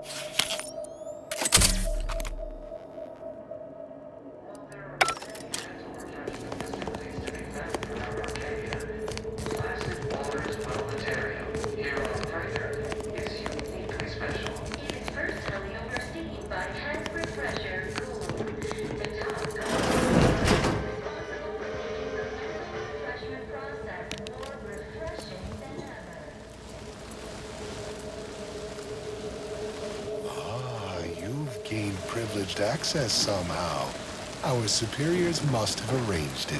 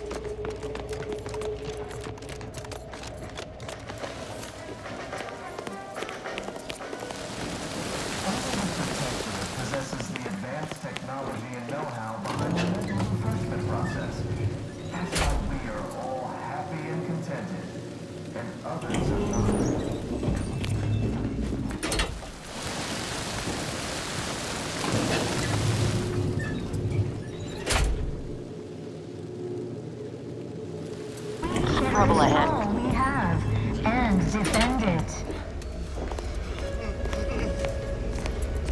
I love a good killing spree! Bettering position.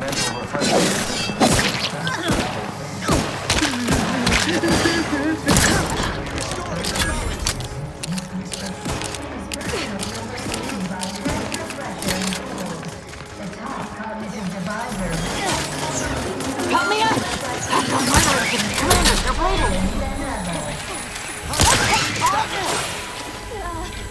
I'm alive. Who needs to die? I hate our contentment. You are the raw material for perfection. From the lowliest subject to the most exalted... Hello! You find my pitch ball? We're all in this together. Oh, commemorative pitch. Suppose I'm ready to leave. Well, almost. Okay. Ready to go then, I suppose. To ensure they are operating at peak efficiency at all times. The paradigm requires it. That's why mental refreshment is so important. The mental refreshment process increases tractability, stifles undue agitation, stymies untoward inclinations, and refashions the mind into a thing of symmetry. The tunnel out was right here. Oh, they put a poster over it. Take it down, and I can be off.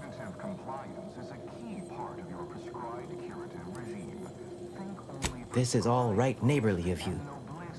Oh, and last I heard from my daughter, Emily, she was off to Free Market Station. You meet us there. She'll surely give you a reward. After you, by all means. I fear I must insist. Know-how behind the mental refreshment process. That's why we are all happy and contented, and others are not.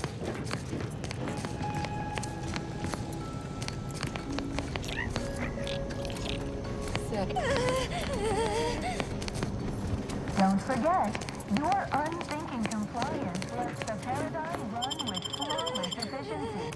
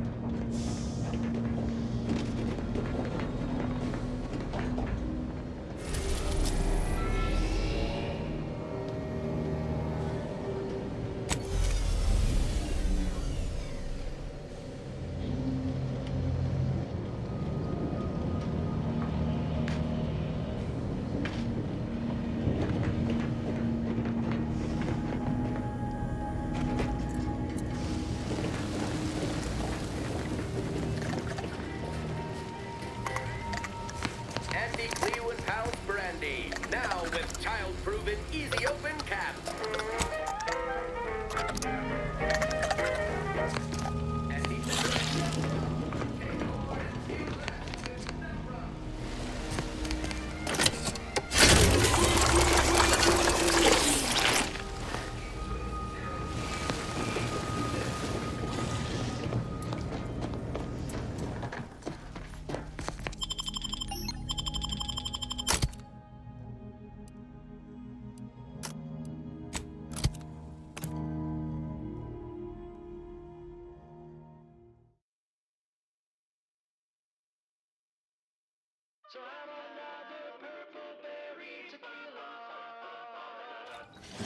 You want freedom of choice.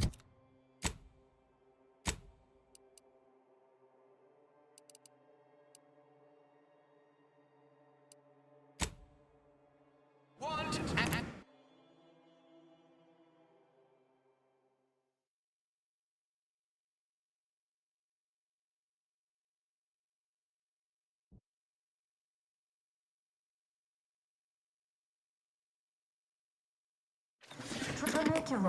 Trinicular. Arriving any moment now. Approaching station. Head office tower. And thusly rebettered it through artificial means. At Auntie's Choice, we strive to be 110% wholly plus artificial. Your performance at that facility went exceedingly well, all things considered. There you go again. What do a bunch of eggheads know about marketing? Marketing isn't some rigmarole. Yes. I'm the head of our proprietary Insight Acquisition Division. Stealing our rivals' trade secrets? That's the Protectorate Auntie wants details on their methodology, pharmacology, and technology. This archive plan says it's important? Fine. Auntie and I agree it presents possibilities.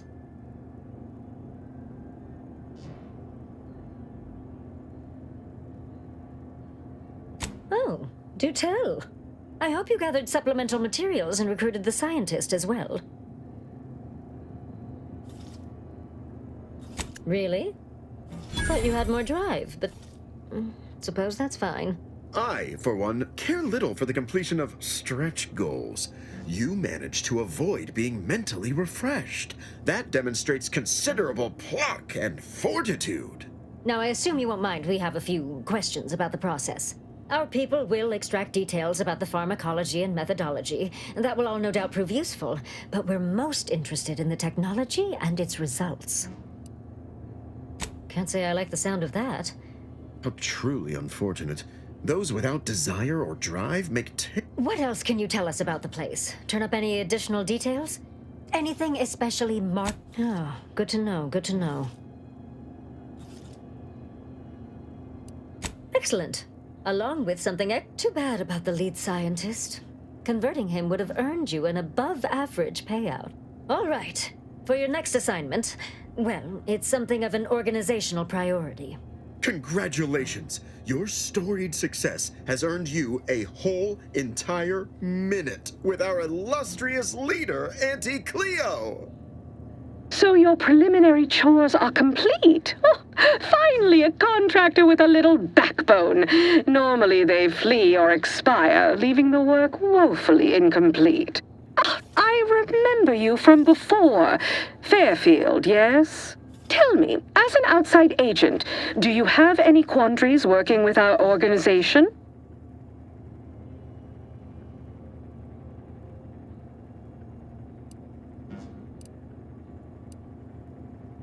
It's true, the old corporations cared little for the individual, whereas I'd like to see each and every one of our employees rise from the refuse heap, like I did.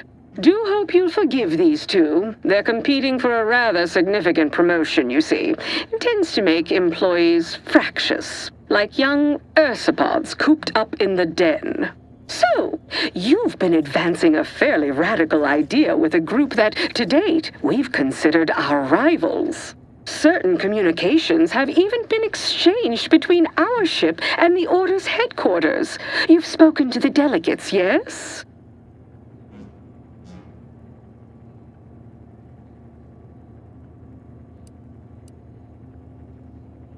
A cessation of hostilities could present any number of potentially profitable options, assuming we could work out favorable terms.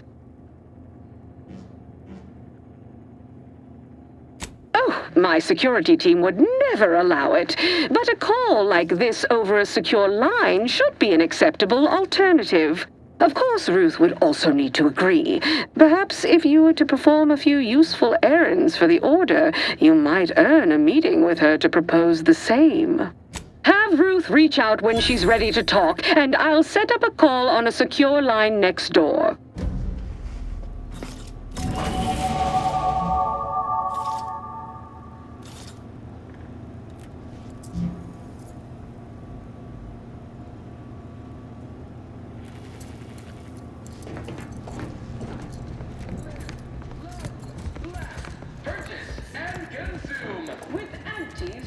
Commendations on so successfully climbing the corporate rungs.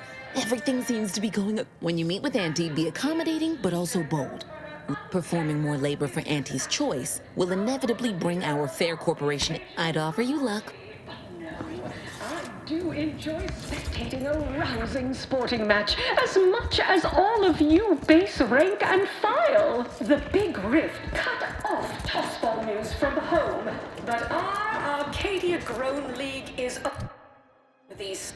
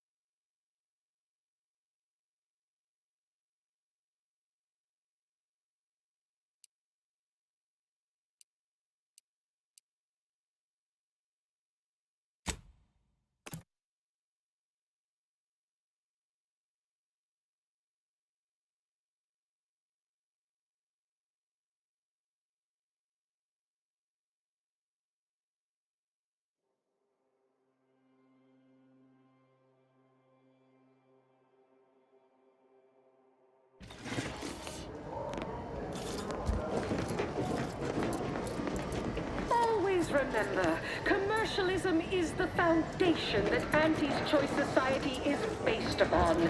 Not because we worship bits, but Need because anything? of the system's Hope you don't want a Raptidon bite. Nokia just kept the recipe a secret.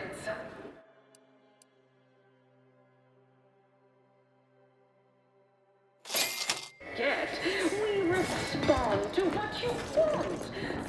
your decisions as consumers. Avail yourself of my restroom at your leisure. I'll clean up whatever mess you leave. Overbearing neighbors employ. Why wait 20 years to bring a new product to market when it can be enhancing people's lives now? As a responsible member of society, we allow you to take part in public product testing, respecting your right to risk a few pesky side effects as an early adopter. Tramacular, arriving any moment now. Approaching station. Value added Esplanade. Populace. After all, that's what unbridled freedom's all about.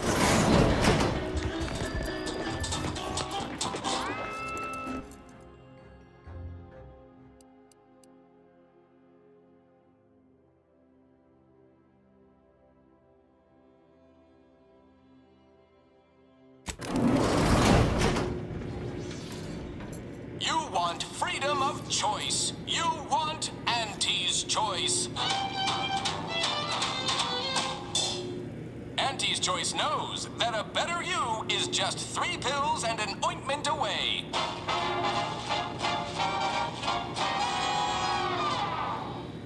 Why choose just any choice when you could choose Auntie's choice? Too much Spacer's Ale? Try Auntie's Choice pills. Good for what ails you.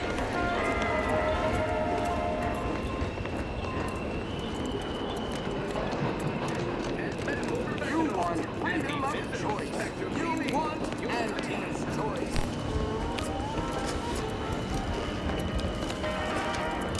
Auntie's Choice knows that a better you is just 3 pills and an appointment away. Right here. Why choose just any choice when you could choose Auntie's Choice? Too much Spacer's Ale? Try Auntie's Choice pep pills. Good for what ails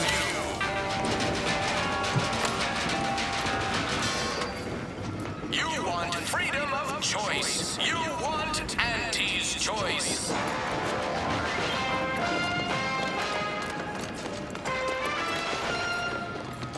Auntie's Choice knows that a better you is just 3 pills and an ointment away.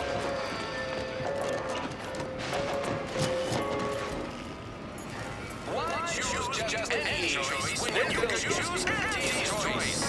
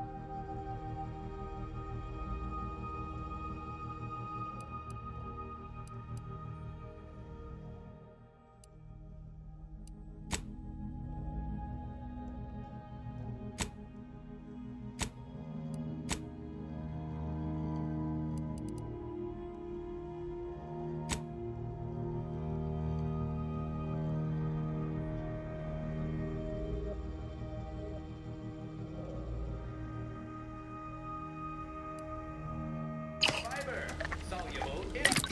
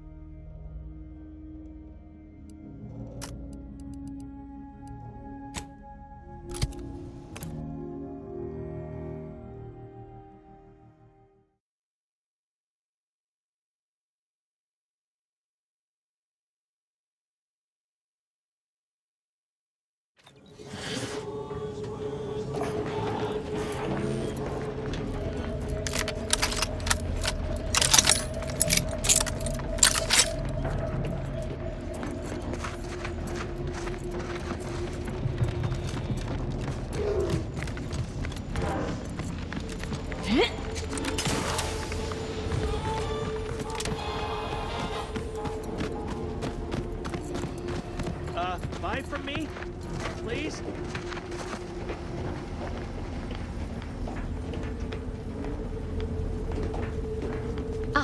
before I forget, here, this is for you. Thank you ever so much for freeing my father. He seems good, actually. No discernible lingering ill effects. Still, singing. But I'm so grateful to hear it. My friend from Placid Waters! Appreciate you fetching the pitch ball Millie got me. And of course, the escort out of there. Though mostly, the pitch ball. Wonderful, wonderful. So good to see Millie again. Don't know how to do anything here, but I can sing to my heart's content. You heading out? Do take care. Again, much obliged. Glad there are people out here like you. Gives hope. Both of us, well, we're forever in your debt.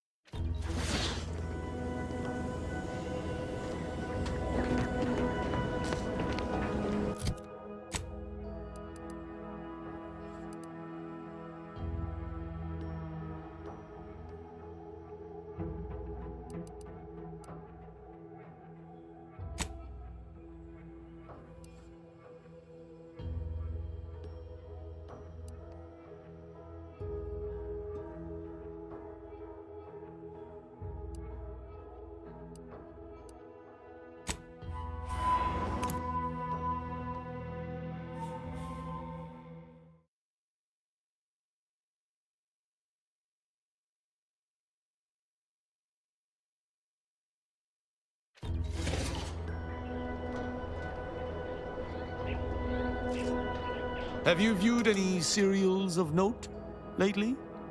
Speak freely. Certainly. I consider myself an open tome.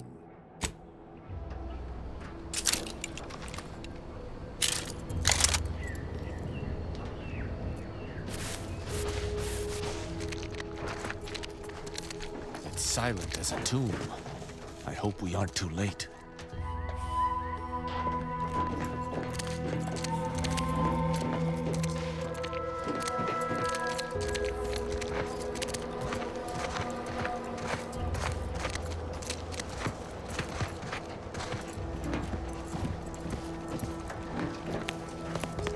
Virgil's not about. He's like to be in the training grounds depths.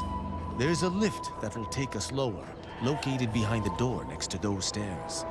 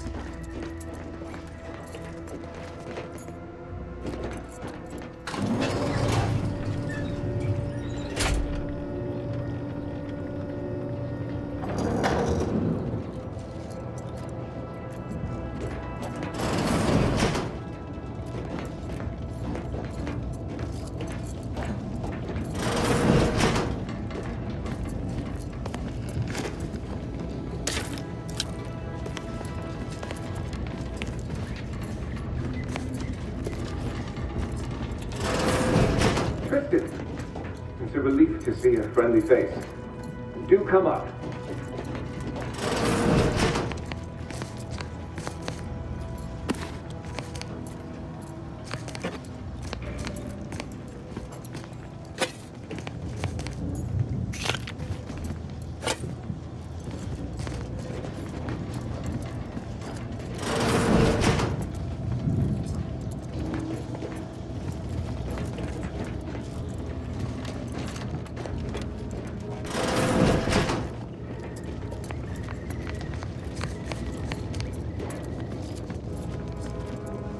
Virgil! Oh, thank the architect I found you intact. We visited the Supreme Arbiter's office in Central Control and found something impossible. Impossible? Why is it impossible? So that you may claim ignorance as to the truth of what you've uncovered?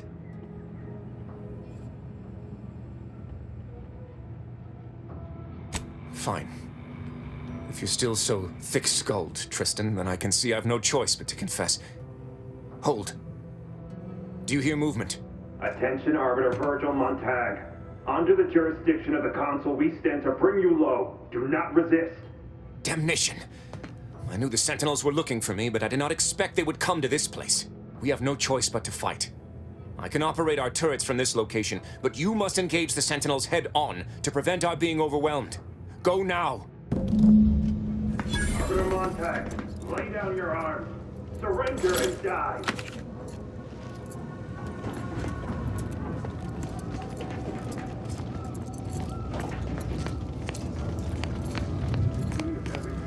Subject to make sure they are operating at peak efficiency at all times. I'll take care of him, Commander.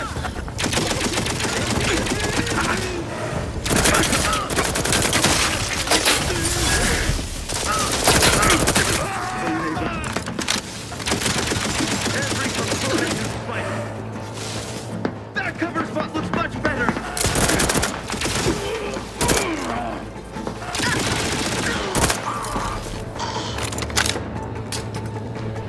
Those fools were but an expeditionary force. I've no doubt the bulk of their number remains on the surface.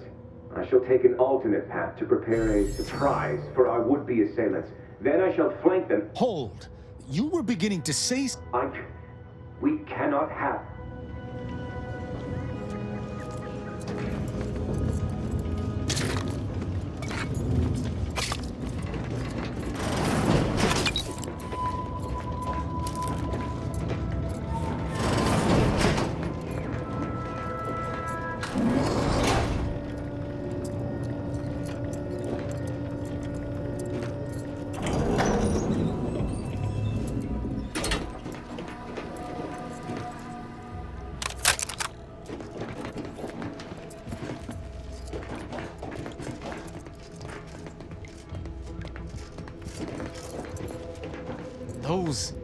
Those fools! Protect... The only explanation is that they were lackeys of the Consul. Why else would they engage someone such as myself without expecting reprisal? Then they should have reported me to their superiors. I shall continue to answer slights of this nature through violence. But hopefully...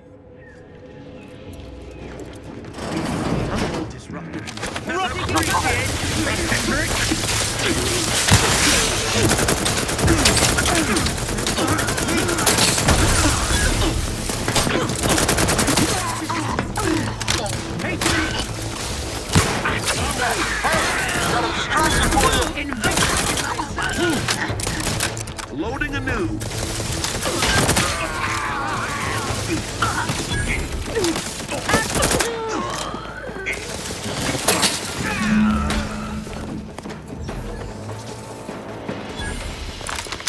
Virgil, enough!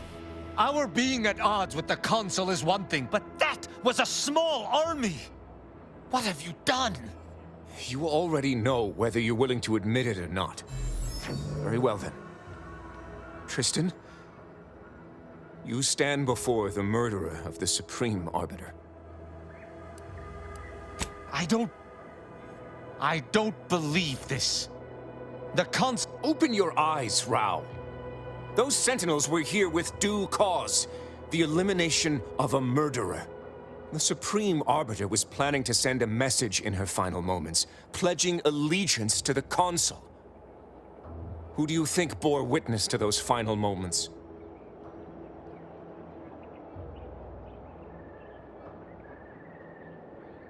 I did what I thought was just. No. You lied to me? I had to. I knew that if you learned what had transpired, why I did what I did, it would destroy you. Would it? Or were you just trying to save yourself from my wrath?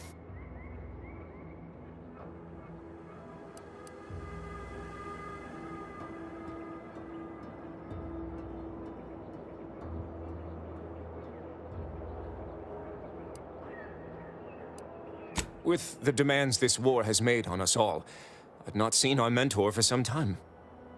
My visit was meant to be a surprise. Unfortunately, it was.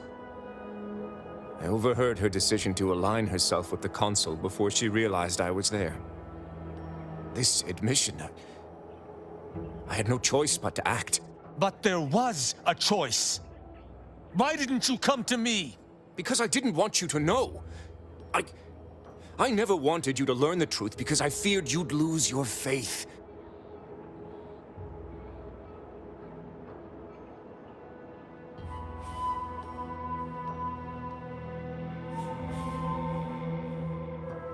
No. Sentinel Peralt's remarks were the first I'd heard of any secret room. I feared what you might learn there, so I scrambled to find an agent who might locate the room before you. I only had one contact who I knew may be able to do the job. Obviously, he did not succeed. I was pleased to learn that my decision did not result in his death, at the very least.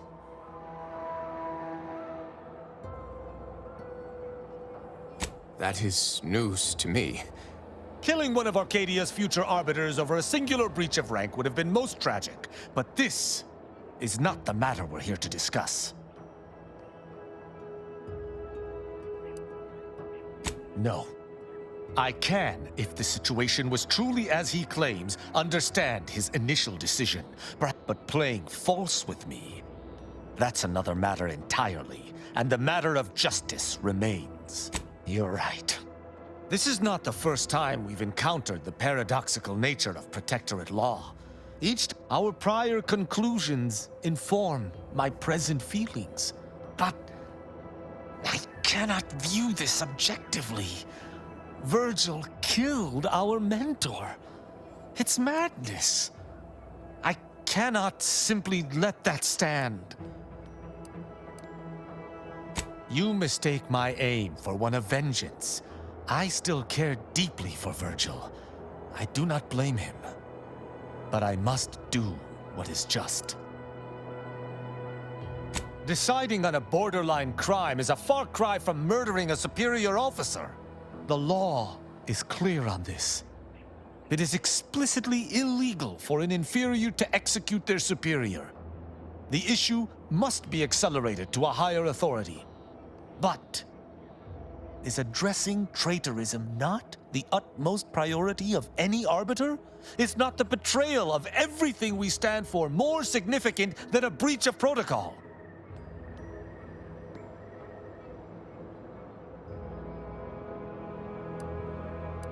The Supreme Arbiter taught us that conscience has no bearing in our role. But I suppose she has given me much reason to question her teachings. I cannot bring myself to execute my sworn brother.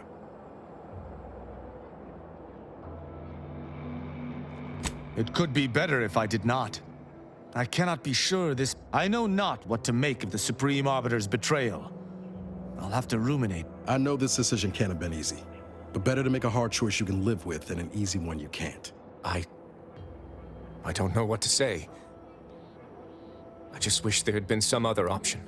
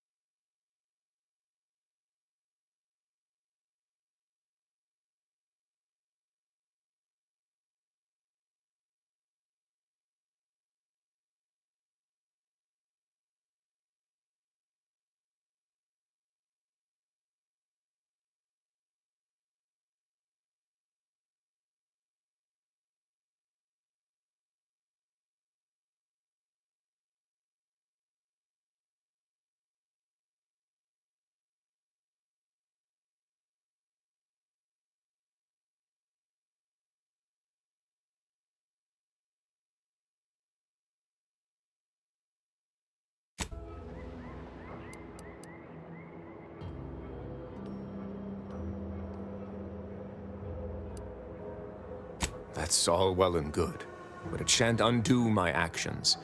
1,000 words of thanks for meeting me here, Tristan. I know not what, though before I go, a parting gift. May Tristan go with the Sovereign's blessing, brother. And be careful. If you survive today, Commander, this has all been draining. I need time to process what we've learned today.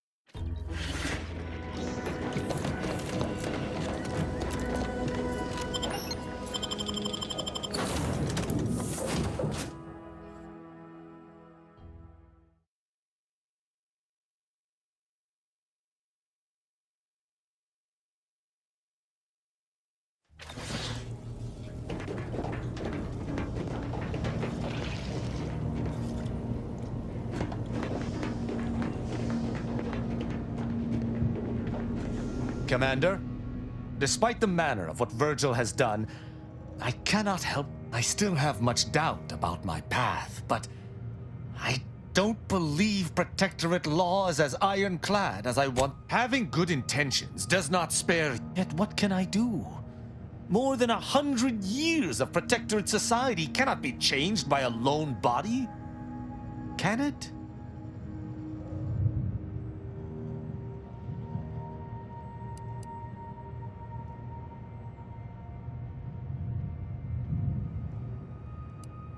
But how? I see. I must follow. I shall remain with the Protectorate, interpreting its laws through a moral instead of a punitive lens. Innocent until proven guilty is a novel concept, but it is worth a try.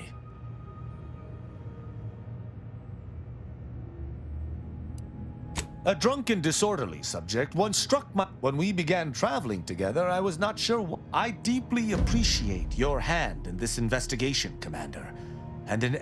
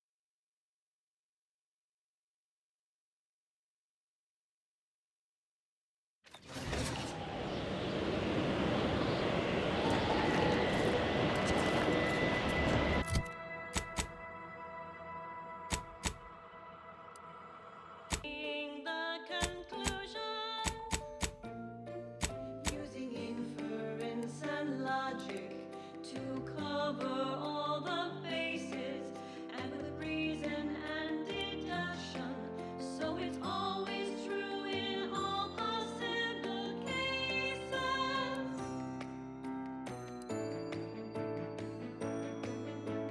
Prove it, yes you must.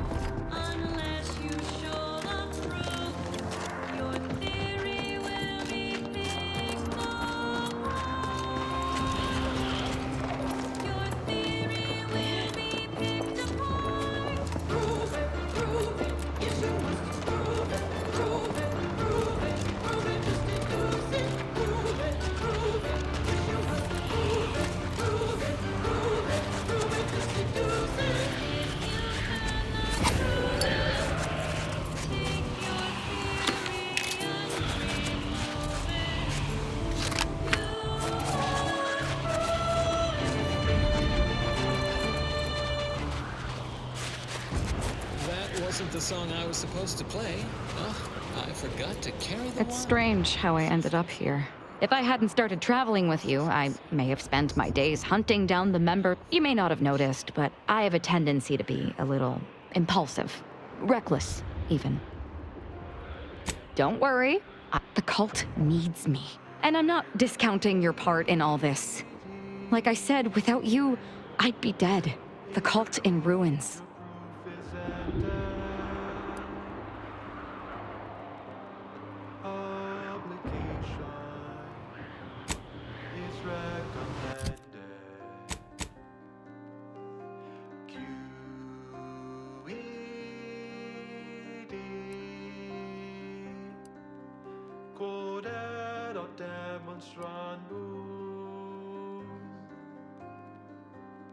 Hard to recall. Here's an easy acronym. QED. Quickly elucidate and demonstrate. QED. Get to the point and do not vacillate.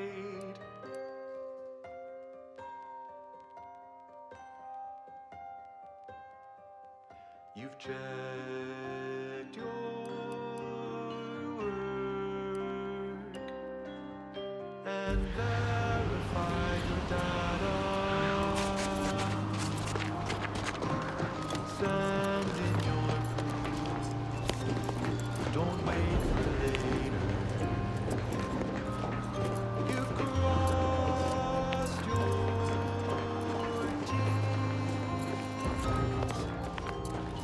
You there. You need to leave. This is a holy site, traitor. Those shunned by the dawn are not welcome. Did you not hear me? You must leave, but please, Give me an excuse. Betrayer! I am the savior of the glorious dawn. I will speak with your local hierarch at once. I don't... that is... Get to the point and do not vacillate.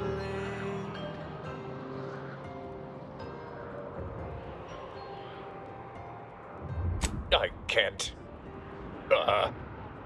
Hierarch! Hierarch Wolcott! You're needed over here! So, the power to manipulate rifts. That seems, let me just say I apologize if I've... Wolcott? Wolcott? Well, look here. I never expected to see you again, Azahelia. Here to spread more deceptions like your broadcast.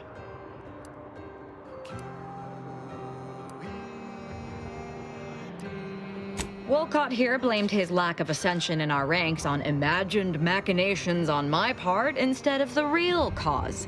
His thoroughly sycophantic ineptitude. Well, this has been delightful as always, Azahelia. What say I have my sycophants kill you now? Unless you have any further inanities to spew as your last words. Just that I might have regretted killing everyone here if they'd not been following a disgrace such as yourself. But now, I'm going to enjoy it.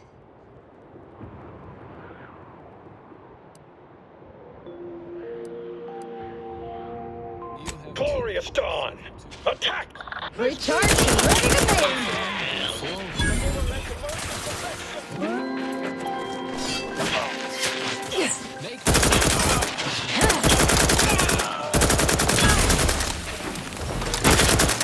Adversary.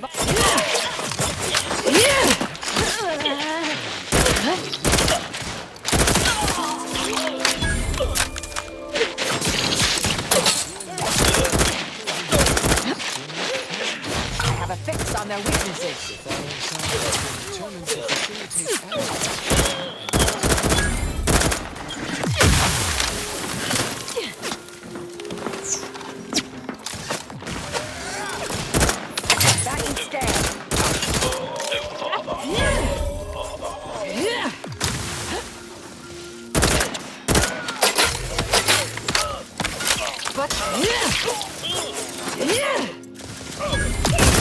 Go for torpification. Unfriendly company. Do try to limit further damage.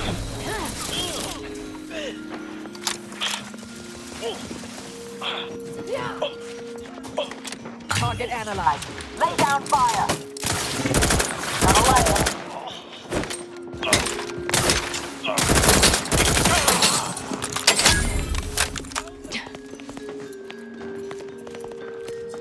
Check your scope for combatant analysis.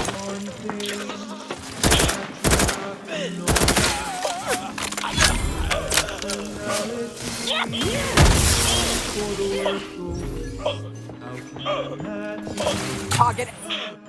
No!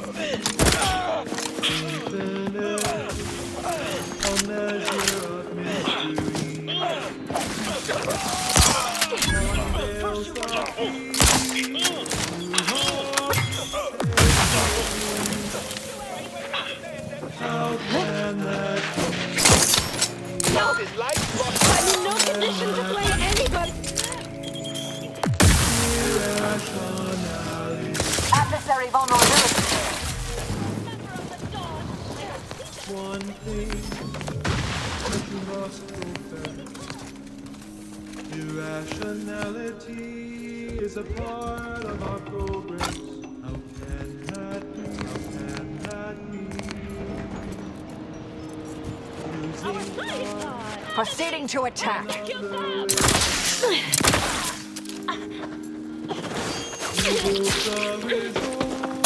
Check your scopes for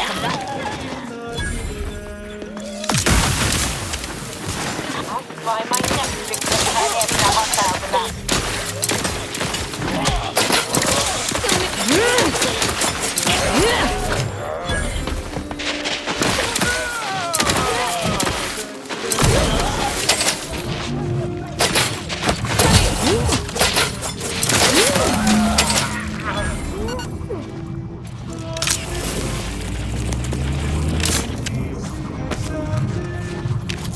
In this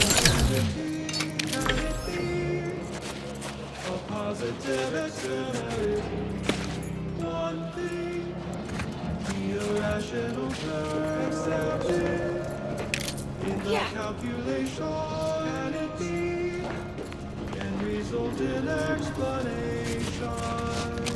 How can that be?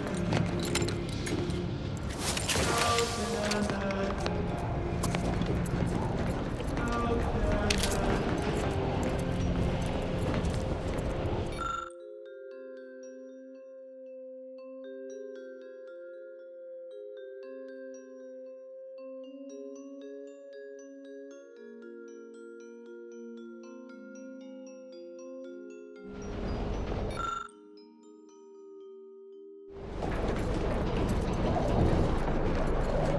On this electrifying episode of Notable Locations of Scientific Inquiry, we travel well outside our zone of academical comfort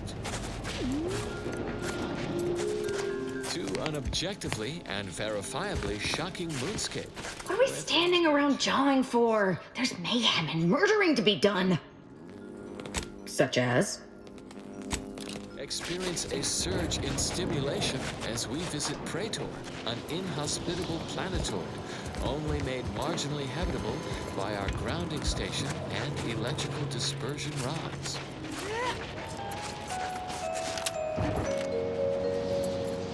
The Elysium moon Praetor is as fascinating to the mind as it is mortiferous to the body. Tidally locked in Elysium's shadow, Praetor suffers a distinct deficit of direct daylight. This unique astronomical arrangement bombards Praetor's surface with low-level N-rays, resulting in a shocking level of atmospheric electricity. I will now pause for a moment to let you appreciate my intentional pun. Available for review in this episode's transcript's footnotes in case it escaped your attention. Moving on. Only heavily adapted predatory fauna eke out a brutal existence here, relying on their mesmerizing patterns of bioluminescence. We Homo sapiens should ostensibly stand no chance. If not for order astuteness in the field of fulminology, our grounding station and charge dispersal network mitigate the danger posed by Praetor's persistent electrical storms. In lay people's parlance, a network of lightning rods tie into the central grounding station via a combined 307.47 miles of subterranean high-tension wiring, thus providing a conduit for excessive electrical activity in the atmosphere to reach the grounding station, where it's safely dispersed, typically. Tenured station operators estimate the system is 78% effective at mitigating 82% of the danger posed by hypercharged atmospherics. The grounding network is once again operating at full capacity due to the competent aggression of the anomalous outsider, which gives our exemplars a theoretical leg up in expanding our Praetor foothold for the benefit of scientism. Feel free to utter an enthusiastic huzzah. Our electrical dispersion system is ingeniously adaptable. Reversing the system's polarity will send surplus protons from the grounding station backward to any rod in the network. A convenient method to terminate any hostile life forms poking around when they are unwanted. One quick jolt, and they're off to the hereafter.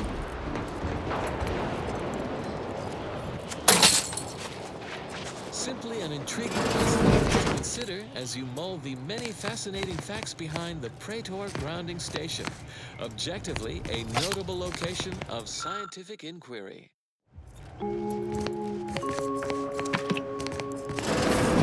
Addendum.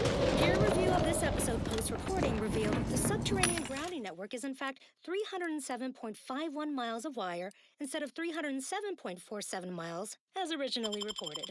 I apologize profusely for this careless failure of basic fact-checking. The responsible researchers have been formally censured.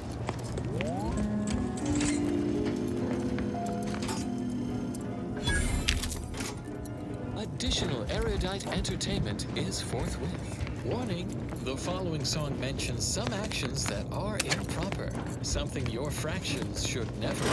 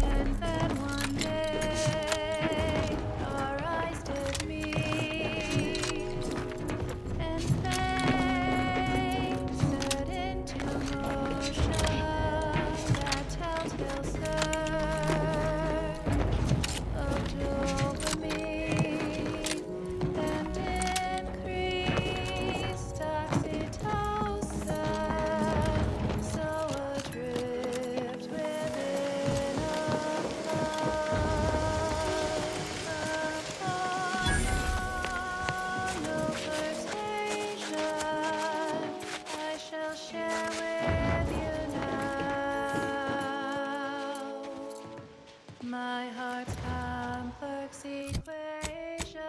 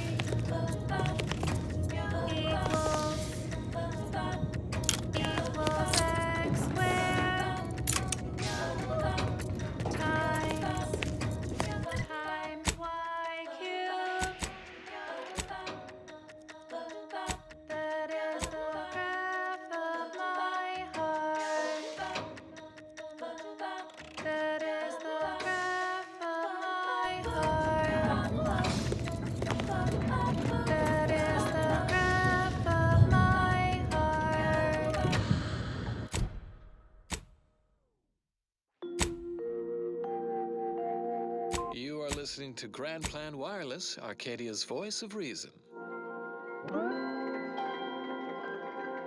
Prepare for profundity. The moment's at hand for another installment of Ask a Vicar with Vicar Meg Sai Sai.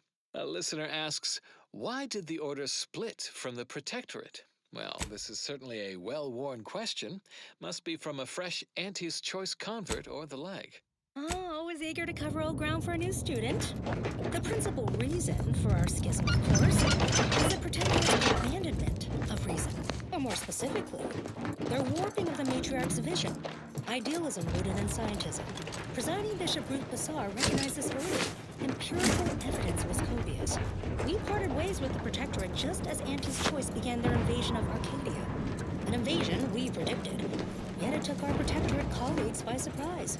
Clear proof the Sovereign had lost sight of the grand plan, that he'd become encumbered by delusions of godhood, distracted by grief, obsessed with the rifts. He failed to foresee the real threat of corporate incursion, while his consul increased the browbeating of their subjects into ideological submission. Without the guidance of the grand plan and the Matriarch's original vision, the Protectorate was lost. We did not abandon them. They abandoned the plan. Keep put, much is left to come. Avid followers of our predictive playlists are already aware of which song follows. Interested in receiving our weekly selection of mathematical clues? Visit your local predictory.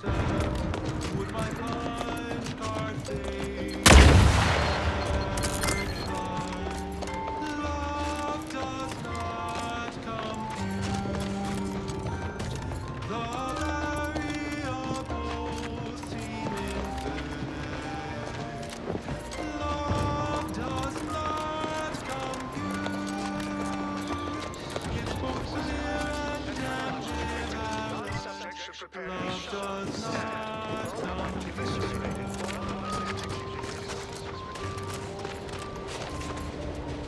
if all matter has mass, and thus exerts attraction. Could I bear love's weight and measure, or be crushed beneath abstraction?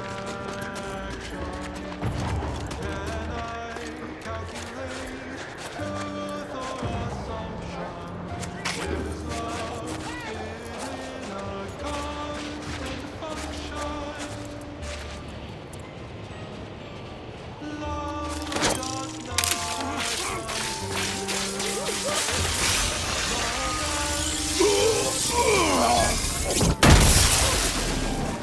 Ready to spread the truth.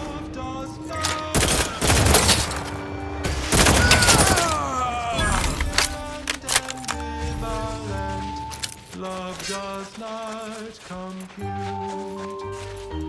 Adversary vulnerabilities identified. Yeah.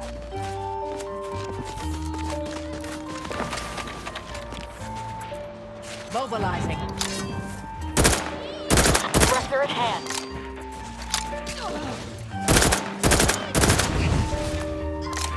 Combatant scans.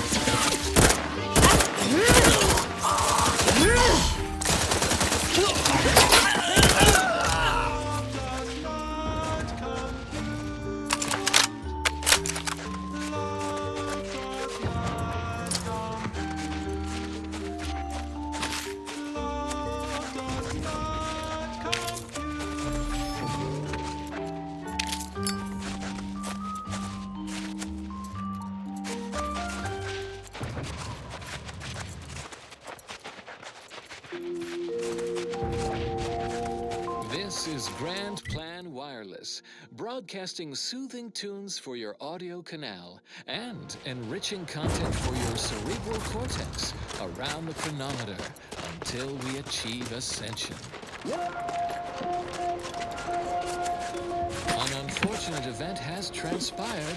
A massive explosion at Alexandra Monastery in Matriarch's Mercy has sent rocky debris raining down upon inhabited areas below. Yet, on a favorable note, this event has positively validated Seer Wiley's exclusion zone predictions. The aforesaid debris landed in the forewarned areas with an 89.3% accuracy.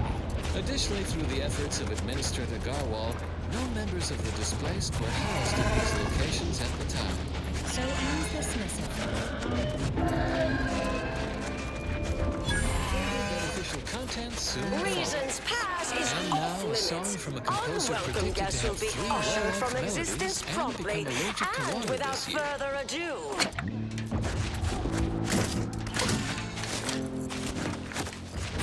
First, it was Auntie's choice, then the Protectorate. After that, damned cultists. I don't even know what group you Hullheads belong to. Don't care either. Your motivations are relatable to me in only the vaguest abstract form, if you possess any at all.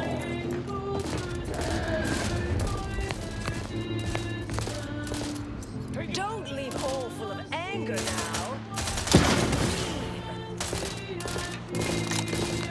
Resorting to violence.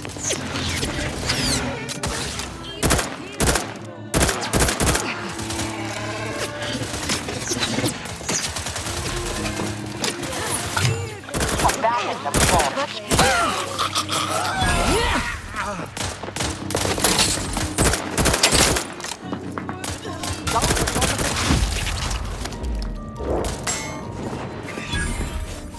Check your scopes for combatant analysis.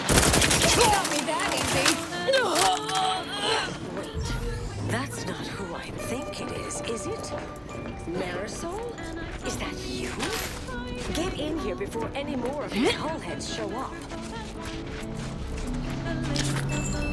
Yeah.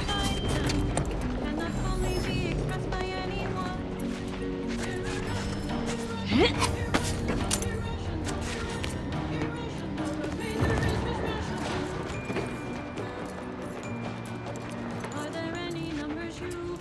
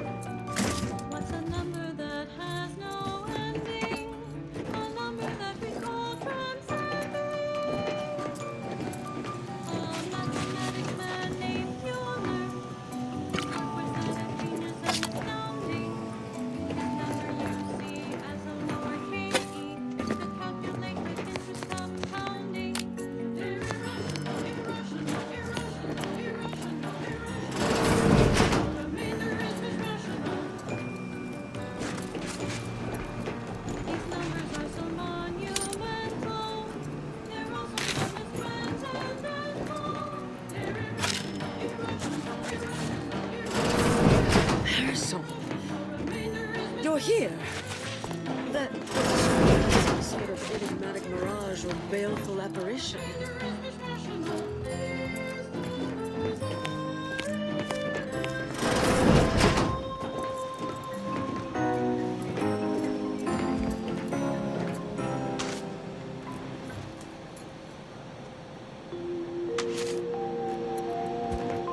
Tuned your receiver to ground. I thought I would never see you again.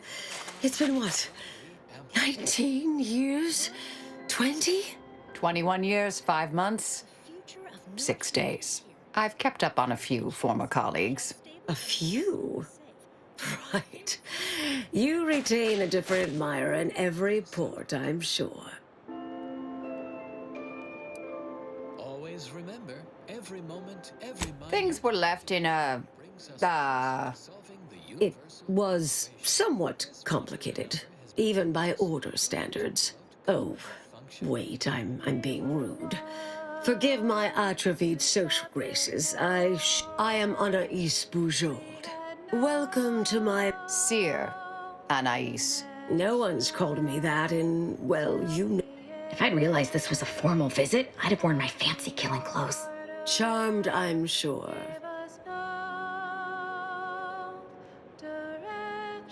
So nice to see Marisol gaining such interesting friends. I was developing a means of sidestepping much of the presumed requirements to solve the universal equation, filling in certain blanks, trillions. Theoretically, it would hurry the process, and I knew the Council would judge it mathematical heresy. So I attempted to... Others facing similar charges were often transferred off-planet. Yes. Fortunately, someone interceded. She's mentioned the little spook show. Solving the universal equation is the ultimate... Once an issue was identified, I'd be assigned to... At a certain point, I became one of her assignments. 3 years I've sent them packing. Corporate lead. Think any had the slightest wit how difficult it would be to pack up 20 years of research? No.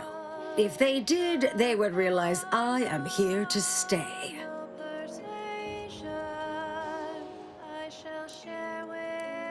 Me? Like her?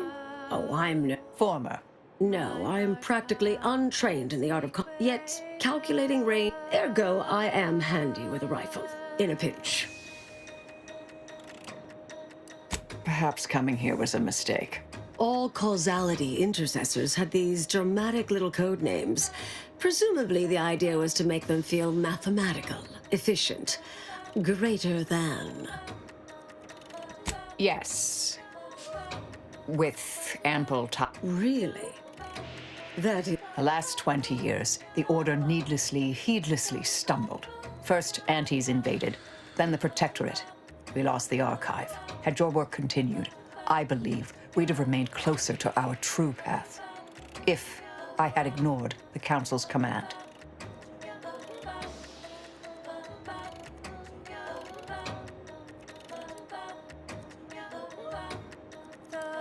It was a mistake.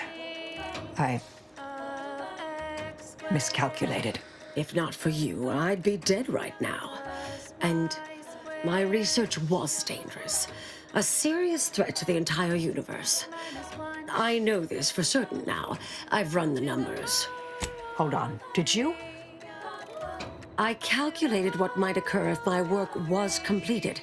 And there is a troublingly high, statistically significant chance of things, and I mean microbes, mantisaurs.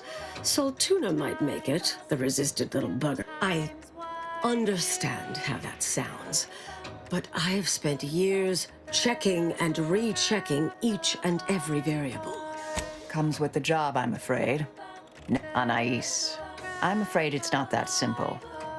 When we shut down your work, it was... The Order stores all avenues of study deemed dangerous near... Of all the bureaucratic... No.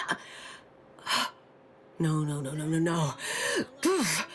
Marisol. You're asking me to infiltrate a covert installation to destroy something that could likely end the universe. Been years since anyone said something like... I might need a little time to ready this place for unwelcome guests. No, you should I foresee a 4.7% chance of me complying with that. 0.1415926 5358 979323846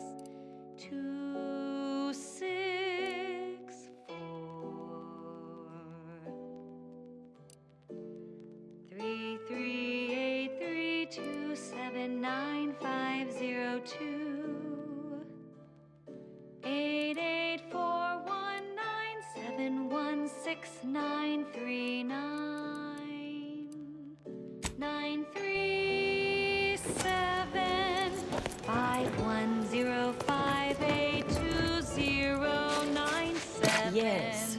Should be plenty of wonderfully dangerous items in here. How many digits in pi? How many numbers am I? How many digits in pi? How many numbers am I?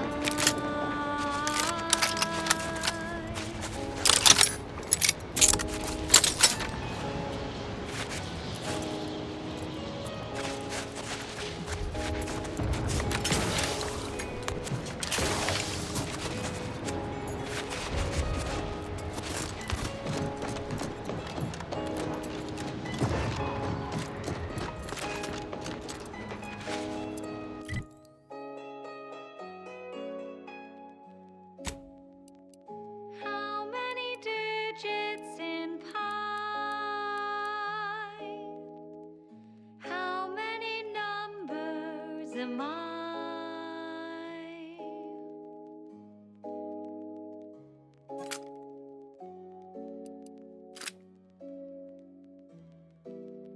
445923078 16406286208 99628034825. Ratcheting, I have a fix on their weaknesses.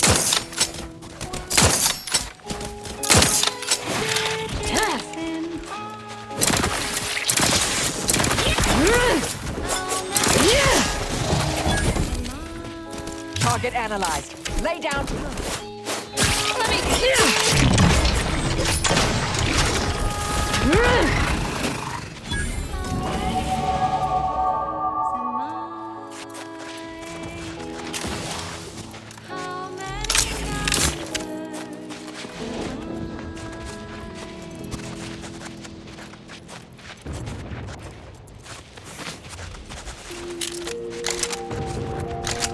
And now, constructually compelling yet categorically voracious statements regarding products researched and designed to increase energy, efficiency, creativity, and focus. You too can reach the pinnacle of refreshment with Omega Point Tea. Available in standard and recaffeinated versions. A taste this transcendent can only be formulated by the Order of the Ascendant. An ease-setting witticism to confer to colleagues at break time, the universal equation should maturate more rapidly and solve its own problems. Investigating hostile The intentions. following song mentions some actions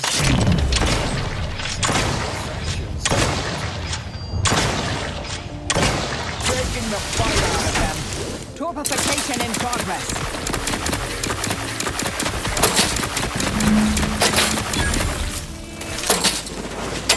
Combatant.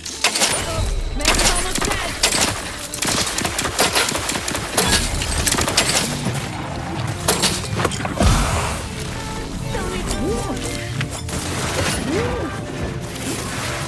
I have a fix on their weakness.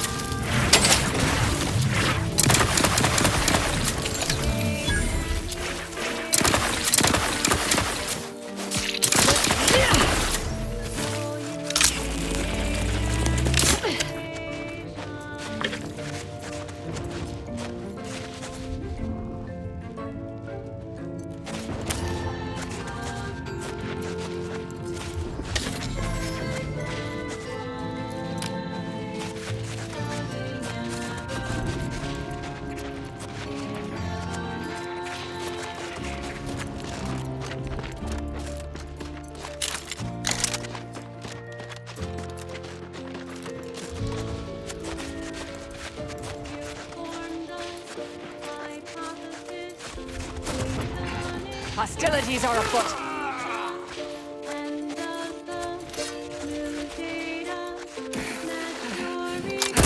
Adversary vulnerable. Weapon prime. Fortificator at ready status.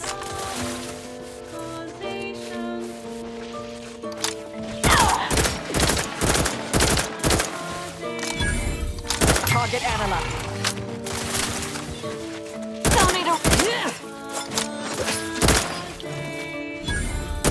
Sleep with both eyes open.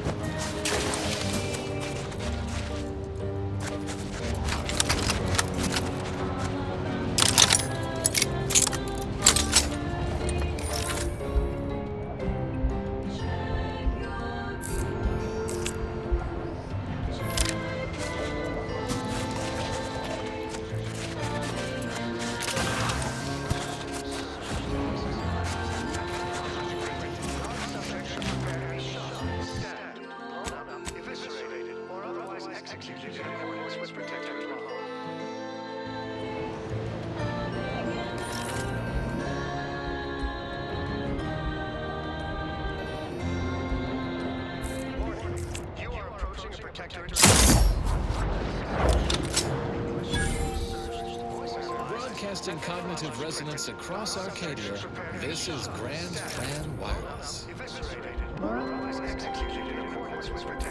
Stifled by unfulfilling work with no hope of advancement? Tired from fighting off your fellow workers to keep your employment? Want data-driven insight on how to excel at your life? Visit our Predictory and take our short 38-minute questionnaire to determine exactly what career you are meant for. Act now and receive a 1-week prognostication from a seer. Absolutely free. You have nothing to lose and everything to gain. What happens next may surprise you.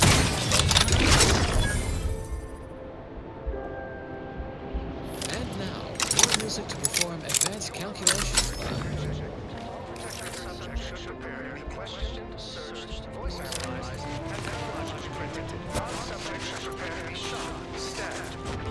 Eviscerated or otherwise executed in accordance with Protectorate law. Strange state of affairs.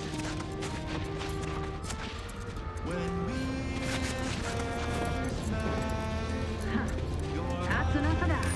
Warning. You are approaching Protectorate checkpoint. All Protectorate subjects should prepare non-subjects should prepare to be shot, stabbed, blown up, eviscerated, or otherwise executed in accordance with Protectorate law.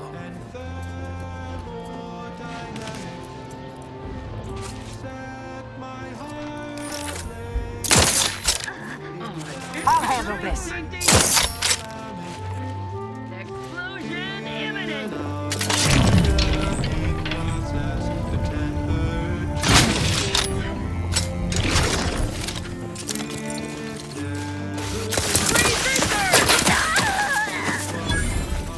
Check your scopes for combatant analysis.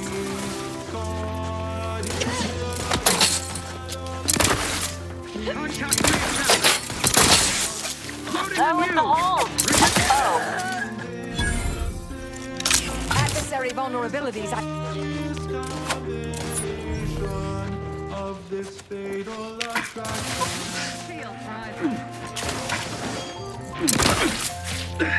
Recharging the Mayhem. Check your scopes for combatant analysis. Locking them down. Mitigating the threat. Swine.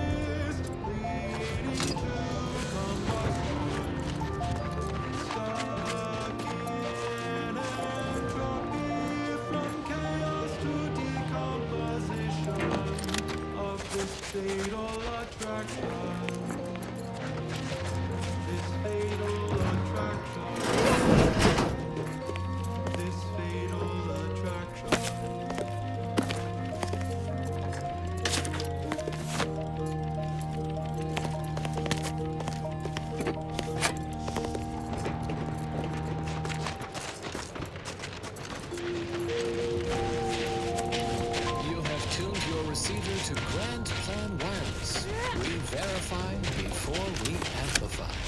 It's clear. Go, go, go! Attention Order Acolytes, perfection now exists in sandwich form. Our scienticians have created the perfect BLT sandwich. It is balanced, layered, and tasteful.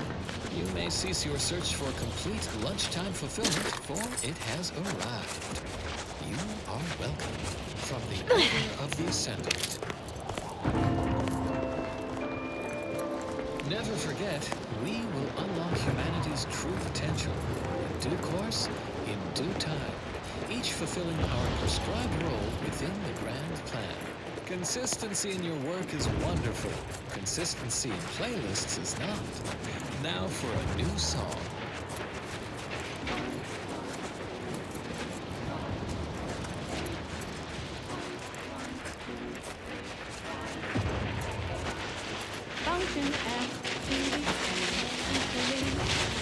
I have too much on my mind for idle numerical chit-chat.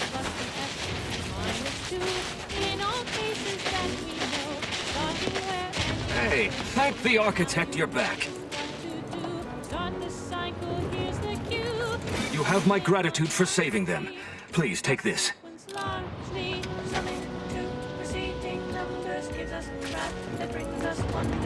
Define the recurrence relation. Get us to sequence summation. It's Fibonacci from Liber of RC.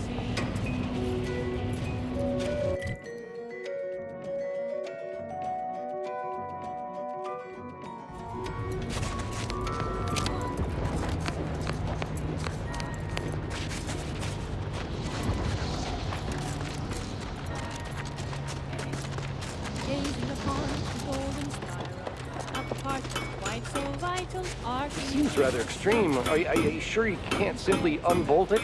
As I already stated, the weather has iced over the bolts. I have nothing to say.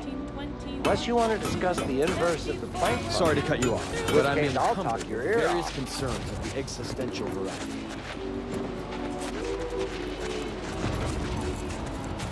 Do I hear hammering from the other stations? Don't question it. Just be glad I brought a lovely day for differential geometry.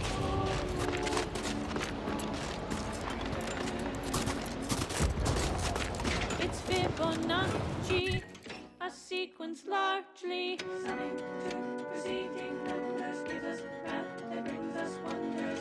Define the recurrence relation, get us to sequence summation. It's Fibonacci from Liber of RC.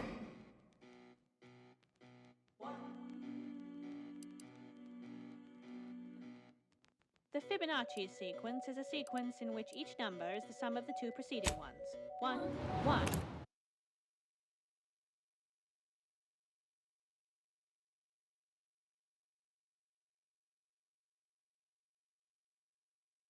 Two, 3, 5, 8, 13, 21, 34, 55, 89, 1, 44, and so on and so forth.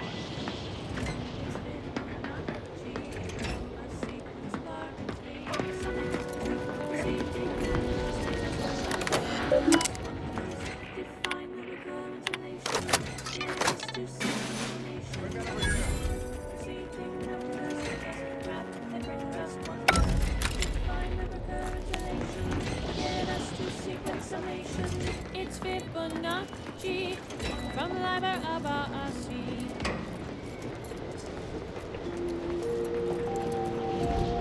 Next, the latest field data validating or repudiating our forecasts and relevant information.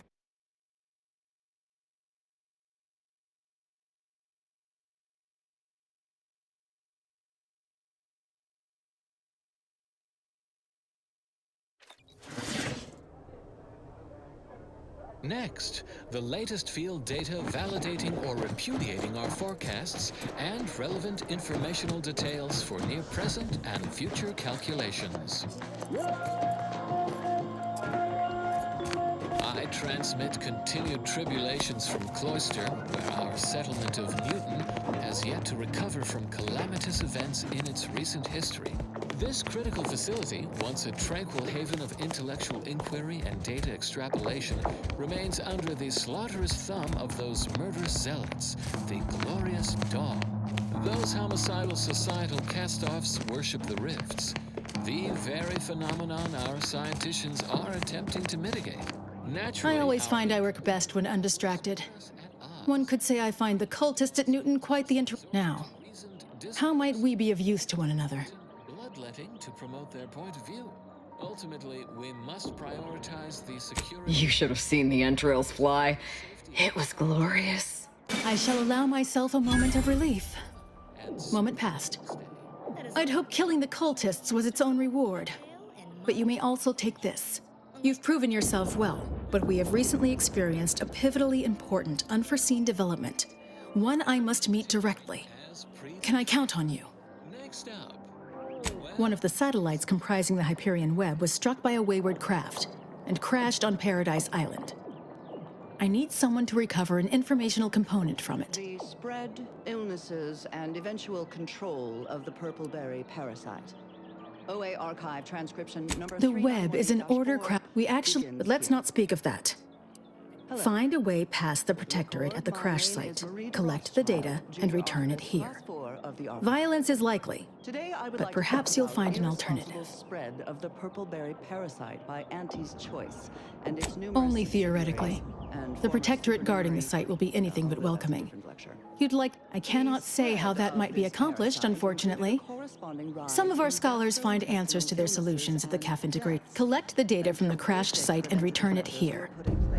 After illness-related costs exceeded corporate profits. As is usual for Auntie's choice.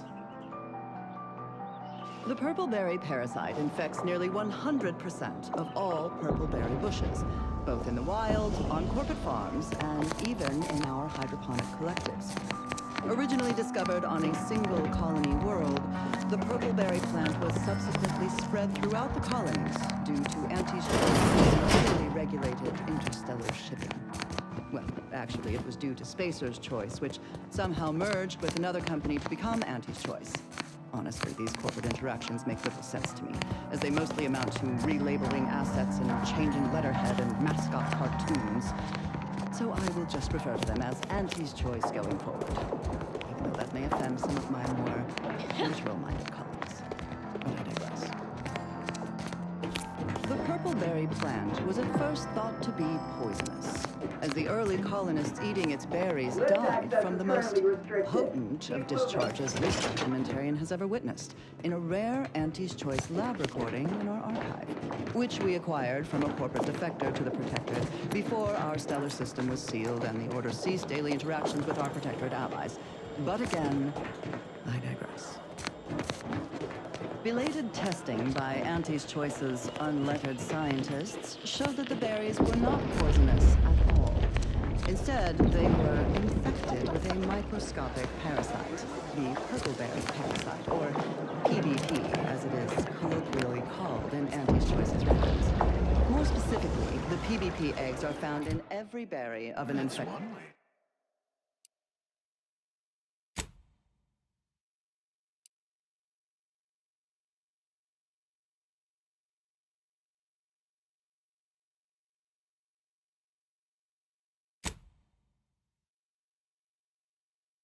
plants, where these eggs have been subdermally injected by the second stage of the parasite. I'm getting ahead of myself. Let's examine the PBP life cycle in detail. After an infected berry is eaten by a host, the microscopic eggs inside the berries are exposed to the host's digestive enzymes, which trigger their hatching. These parasites enter their second stage as spiky, worm-like creatures with outsized, pincer-like mandibles, which then proceed to feed on the host directly, ingesting tissue and blood along the entire intestinal tract. These worms are eventually expelled when they reach a size of approximately 2 centimeters in length, and they then seek out nearby purple-berry plants to lay their eggs in the ripening purple berries. And I should add that the plants are well fertilized in this entire process. Also, as the expelled contents contain undigested purple-berry seeds, the distribution of the plants is increased, helping infected purple-berry plants to spread farther and grow better than uninfected ones. Perhaps unsurprisingly, careless Auntie's Choice scientists mislabeled this case of obvious symbiosis, given how both the purpleberry plant and its parasite are benefited by the relationship, as a parasitical relationship. Given that initial classification error, it's a wonder the Auntie's Choice scientists managed to ascertain any subsequent safeguards at all. After some additional casualties, plodding Auntie's Choice field researchers discovered that co-native planetary fauna was well adapted to the parasite and hardly affected by it to any large amount. But human colonists were not so fortunate. The PBP worms disrupted the human internal biome to such a degree that the eventual correspondingly large immune response leads to violently explosive diarrhea, resulting in the expelling of the worms, the berries, and most of the person's gastrointestinal tract. Human casualty rates were close to 100%, even when reluctantly given medical attention by Auntie's Choice doctors, who were more concerned with upselling unnecessary procedures or prescribing expensive ointments such as their antibiotics, a topical cream that offers no benefit to the dying patient, except possibly smoothing away stubborn wrinkles, according to product literature. However, given the purpleberry's non-zero nutritional value and low growing costs, impatient Auntie's Choice administration officials directed their labs to find ways to remove the parasite from the berry. A variety of methods were tested and found effective, but they were all time-consuming and Unauthorized wasteful visitors of are the edible not portion authorized. of the purpleberries. Do I need to so these diagram methods that were for you? deemed non-cost-effective and rejected out of hand. Eventually, the answer was found not in a lab, but in a history book. Specifically, a history text on Saltuna, a crossbreed of two different earth fish species called salmon and tuna, was found that contained a reference to anisakid nematodes, or salmon worms, with an estimated 70 to 90% of all salmon being infected by these parasites. More importantly, the text contained the solution to eradicating these parasites: freezing. The simple and obvious, yet untried, act of freezing the salmon meat killed the embedded parasites.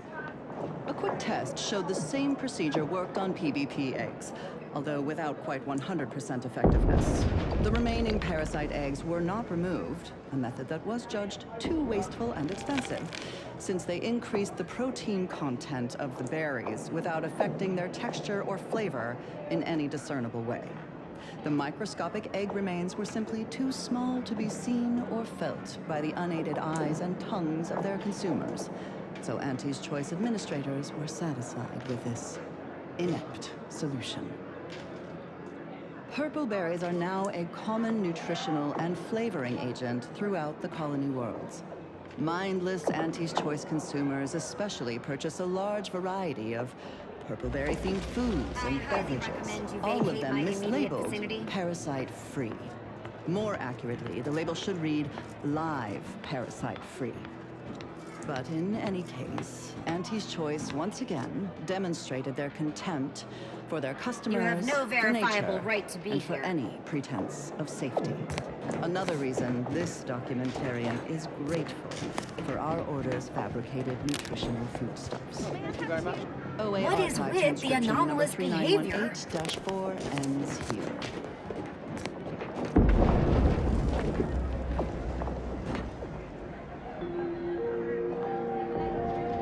And now, constructually compelling yet categorically veracious statements regarding products researched and designed to increase energy, efficiency, creativity, and focus.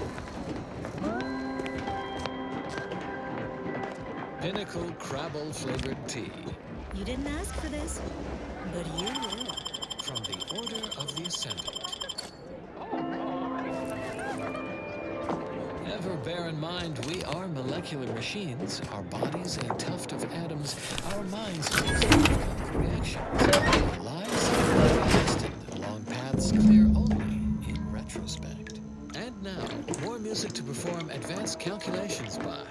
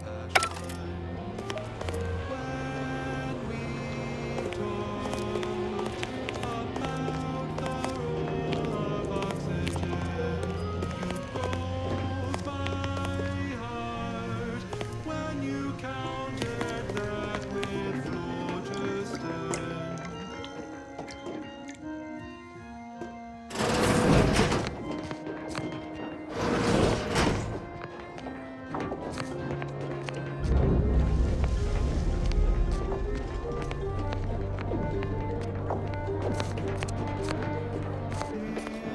our dynamic process, temperature it never remained constant. It was impossible to decrease. I hope you have good news for me.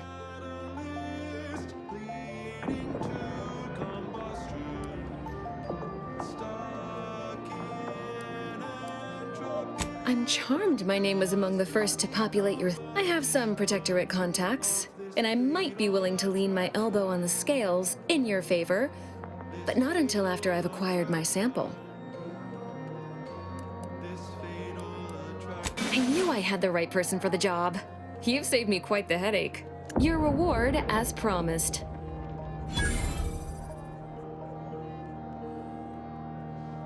You did sharpen my pencil. I'll put in a word with my associates to pass along to whatever Protectorate forces are on site to expect you. In exchange for my help, however, I want you to bring the data back here so that I can make a copy of it.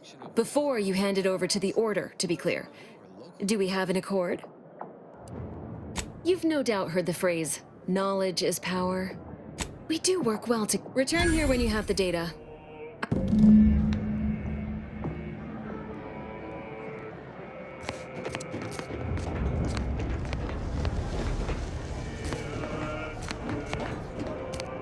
A second makeup exam will not be offered, so I hope you studied this time, Briar. You may begin now. Right. No pressure. Hello, layperson.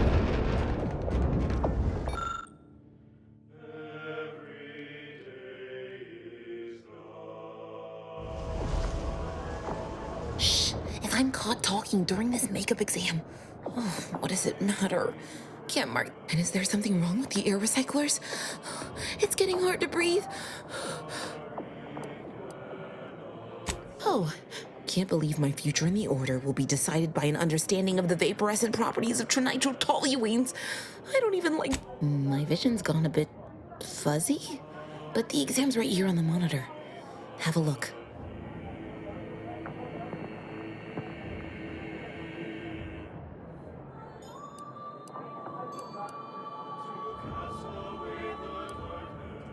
You asked!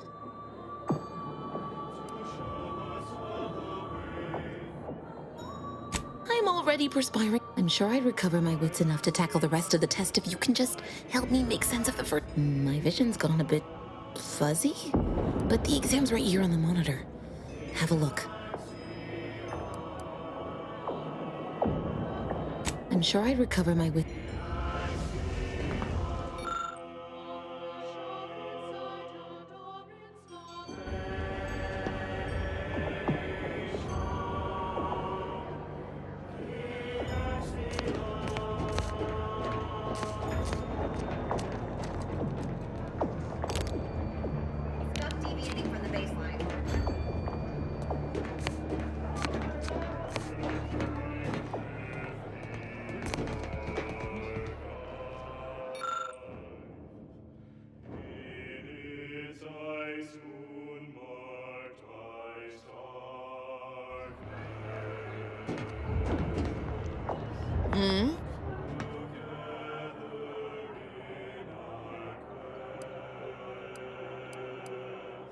No, it's fine. I should probably...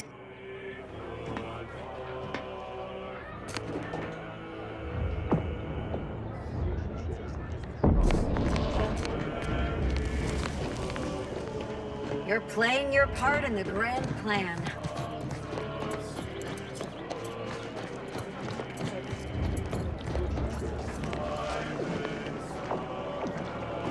Oh, hello again. I hope you're not back to complain about the fountain. You must be an... Any progress?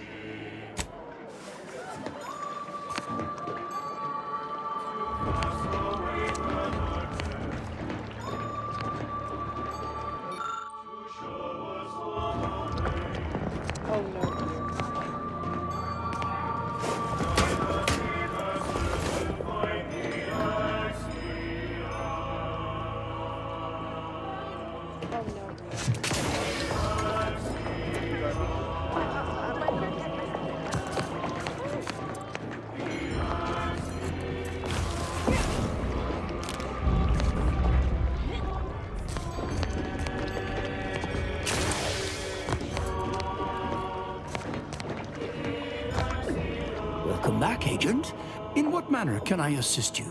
Don't we all?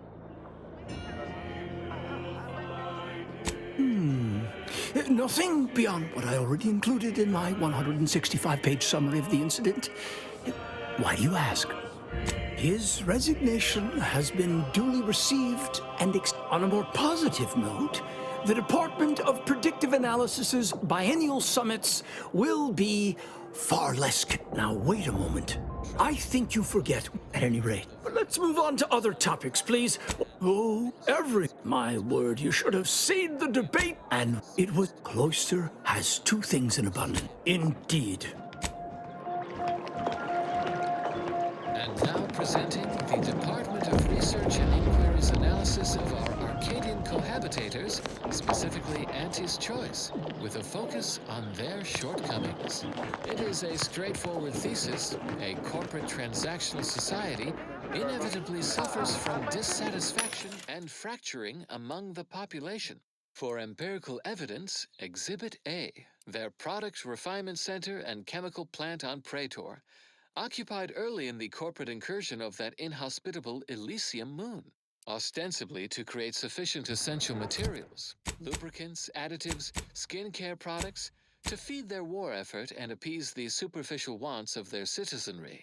Every new consumable must represent a 110% improvement over the previous one, an insulting hyperbole of mathematics and a gross disappointment for their subjects.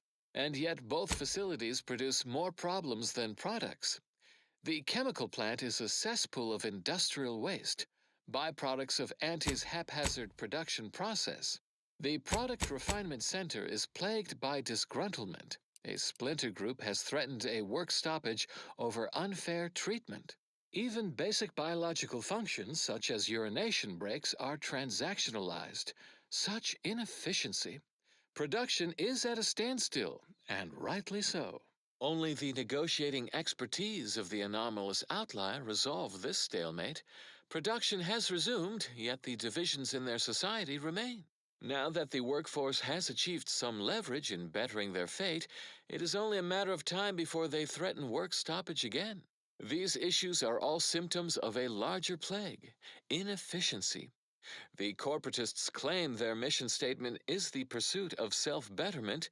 In reality, their cutthroat practices and slipshod production methods will only lead to further fracturing and unhappiness, predicted with a 49.7% certainty.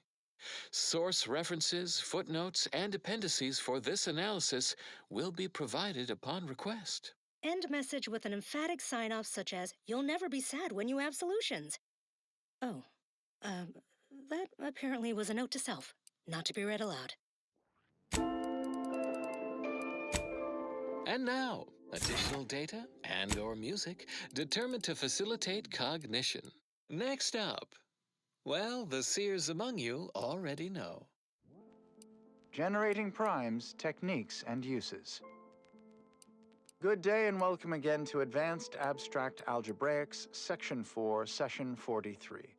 Please continue to enjoy the background music, which I have selected today based on its arithmetic-based harmonic progressions.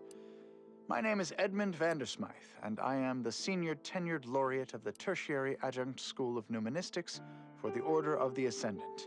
Today's lecture will focus on the generation of prime numbers, techniques, and uses thereof. I know. Prime numbers? Why so simplistic? Well, consider this a basic refresher course in remedial numenistics for those new to the order. I will start by explaining what a prime number is, despite the fact that you should have learned that definition decades ago while still in diapers. But no matter. I have been called many things, and repetitious is one of them. I have also been called redundant several times, and once I was called reiterative, if you can believe that. So, prime numbers. What are they? The simplest definition is this. Given the set of natural numbers greater than 1, let's call that set n.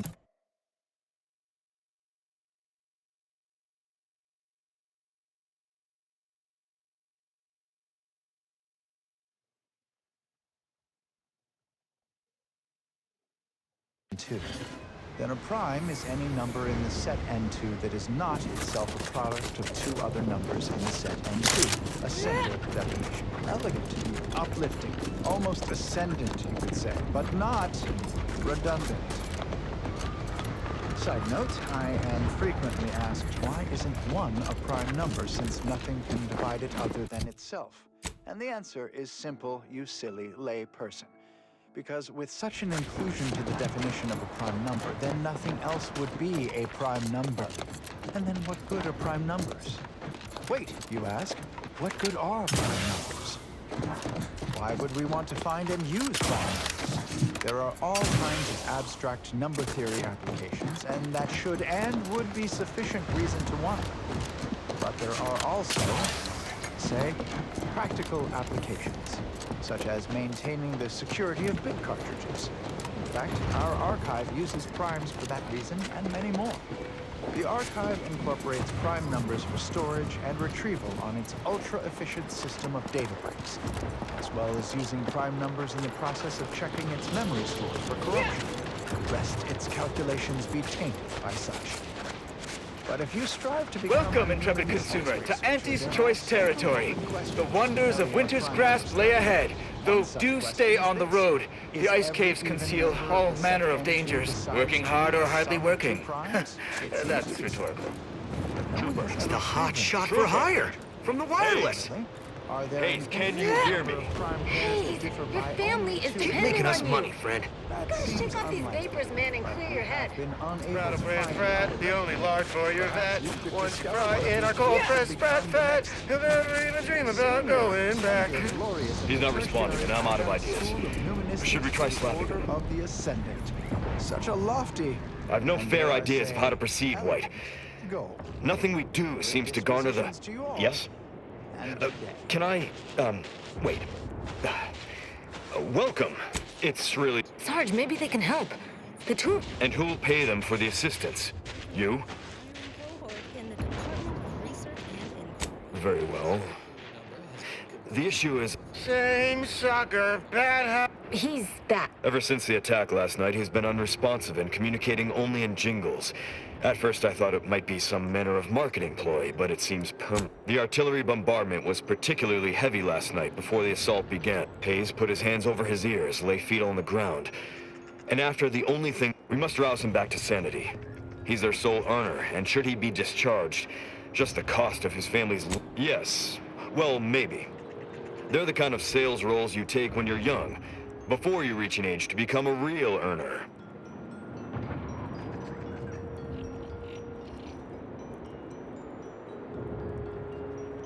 It lets me eat until I'm stuffed down to my feet. What did you say?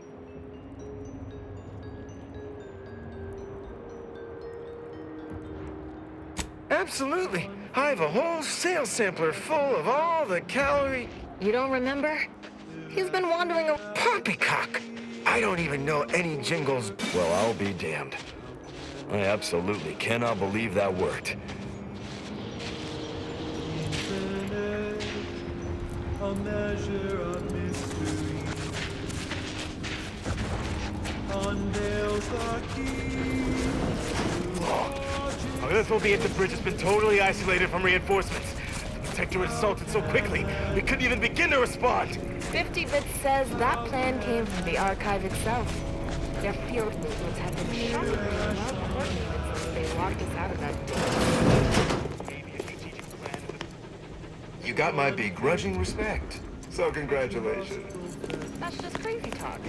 You've been out here too long. Is a part of our program.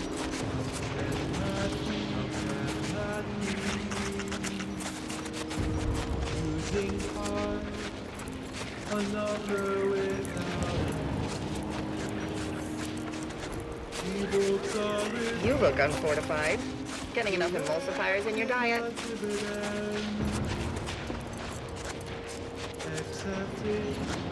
Yeah.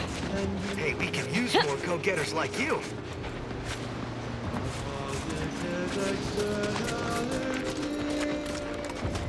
Positive externality.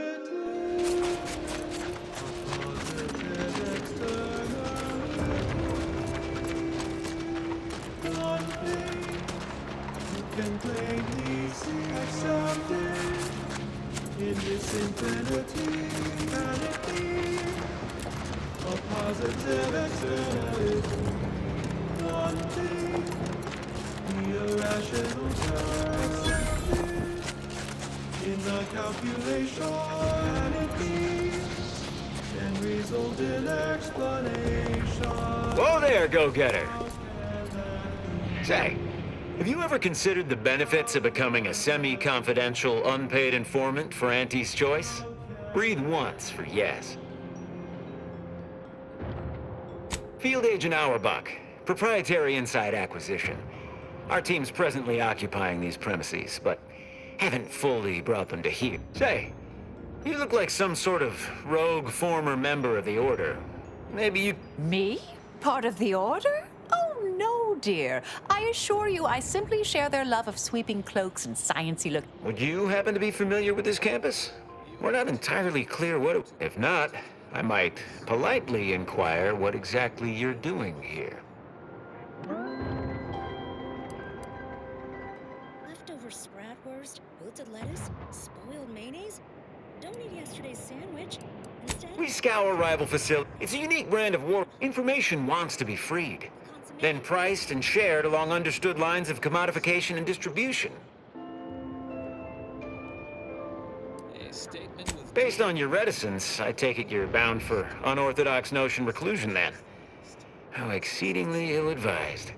Oh well, suppose we'll let you in. You might disable a death trap. Alternately, if you manage to find anything marketable, assuming you don't die, which in that case, we'll probably just retrieve it off your corpse. Either way. Plan without also entertaining a deep contemplation of probability. Our ability to predict events to varying degrees of certainty is fundamentally rooted in statistical mathematics.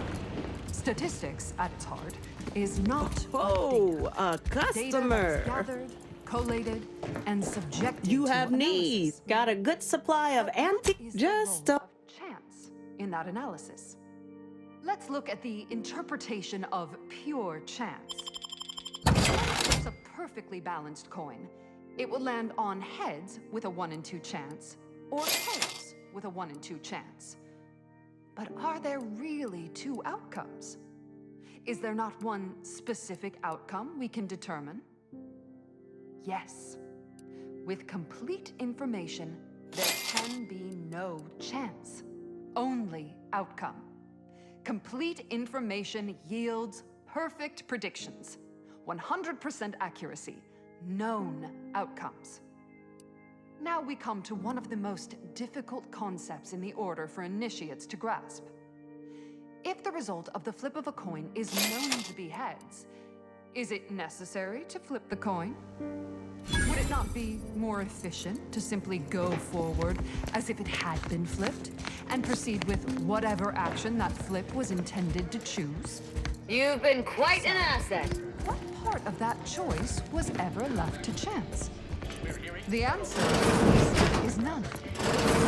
Only when there is less than complete information are we reduced to chance. At present, we do not have complete information. Instead, we are still forced to deal in probabilities, expected values, and standard deviations, which lead to the dreaded sigma of probability distributions. By necessity, we are forced to estimate outcomes based on assumed distributions of sample populations. Such a travesty. No, not a travesty, a tragedy. A horror. A horror the Archive will help us avoid. Every bit of data collected, analyzed, and input by our archivists brings us closer to our goal, to the solving of the universal equation. Probability is not enough. Guesses are not enough. Incomplete information leads to inaccurate predictions, which lead to tragedies. We must not guess. We must know. Help us know. Contribute any and all data you can collect to our proud archivists. And you too can say you contributed to the archive. Don't seem like another one of these trades. How about you? Know there's a war on, don't you? You here to help me win it?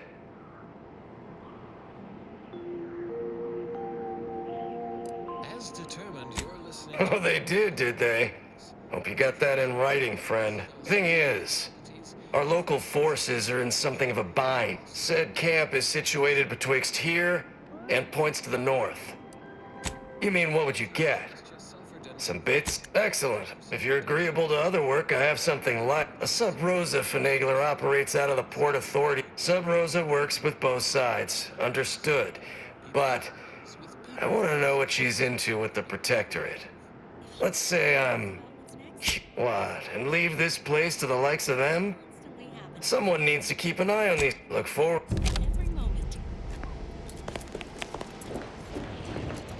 Warning, the following song mentions some actions that are improper.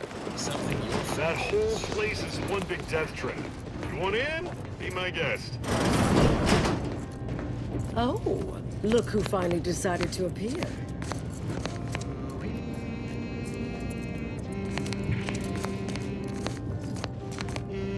Anais, you're not supposed to be here. Events prove otherwise, don't they? While you were taking your time arriving, I found a way inside these corporate drones haven't discovered. I've grown rather adept at sneaking in and out of these so-called restricted areas unseen. Peeked around. Leave it to the Order to rigorously catalog everything.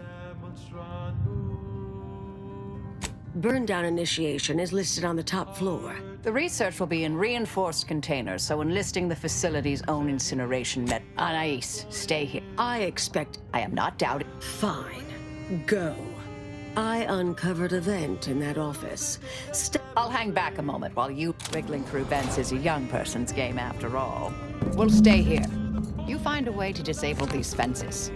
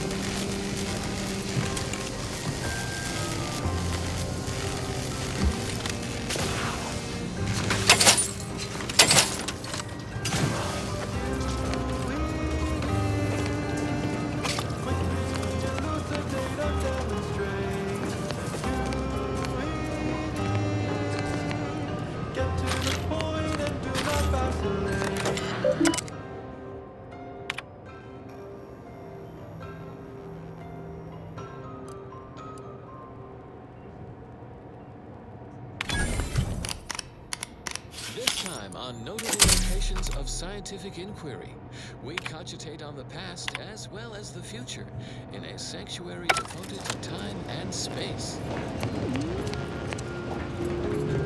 A feast for your occipital lobe and optic nerve. One of the most stunning order-made structures across the entire Arcadia system.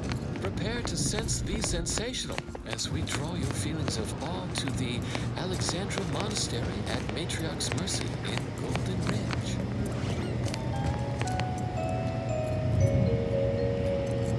Set next to a colossal sculpture of the matriarch on the middle peak, this shrine to she who ushered us to the stars comes complete with its own observatory. A feat of aesthetics only surpassed by its vast operational importance in respect to cosmological data collection and subsequent illumination.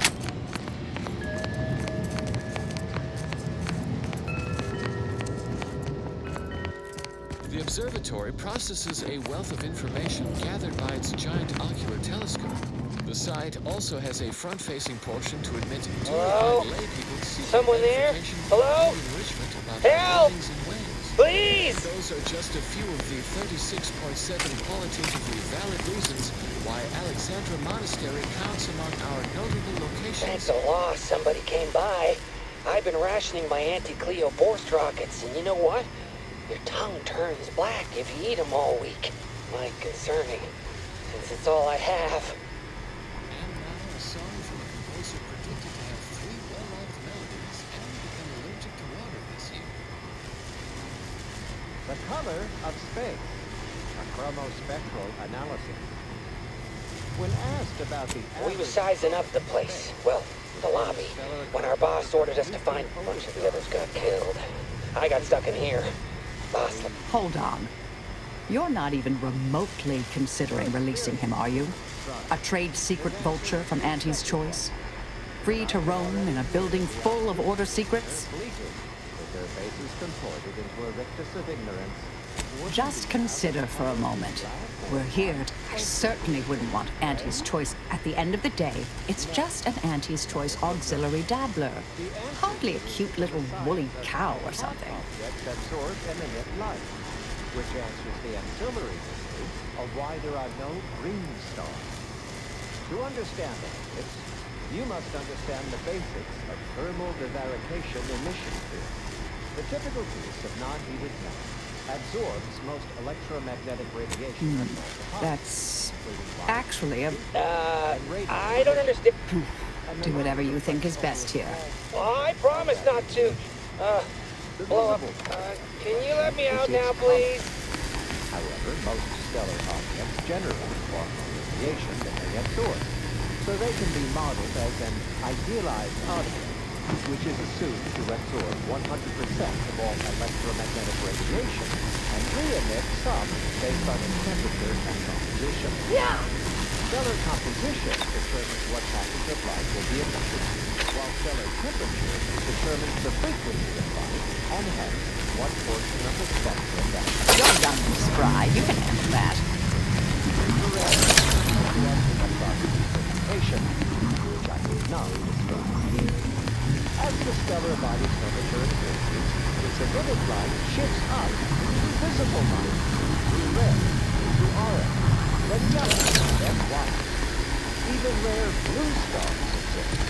These are the hottest stars, emitting mostly blue and invisible ultraviolet light.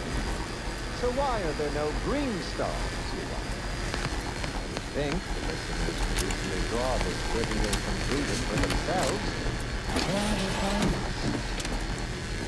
It's because any star emitting green light also emits bluish and or reddish light too, resulting in a non-green star. There is no naturally occurring stellar composition that emits solely packets of green light. In fact, such a composition itself would constitute evidence for intelligent interference, and no such evidence of any kind has ever been detected. Let's get back to Newton Odescard, the famous stellar photographer. The methodology of the Odescard's chromospectral survey was straightforward. Partition of his astronomical field of view. Phew. Well, that's a relief. Didn't think I'd ever get free. No thanks to you, ma'am. Be grateful you're not on fire. And not change its fundamental hue. The light from every galaxy... Don't have to tell me. This is all the bits I have on me. Not much, but Thanks. I'll be out of here as soon as it seems safe. Subsequent spectral analysis produced a final answer to within 0.5% of the predicted value. And that result was beige. More specifically, in the cylindrical coordinate model of color space, the hue is 42 degrees, while the saturation is a mere 9%, and the value is a full 100%. In more novice terms, while the color tends towards white, a variety of reds and some blues results in a more beige tone. And there you have it. So go forth, neophytes. And as you study your lessons, stare at the nondescript walls of your library, classroom, or dormitory facility, and exult in the knowledge that beige is also the color of the universe.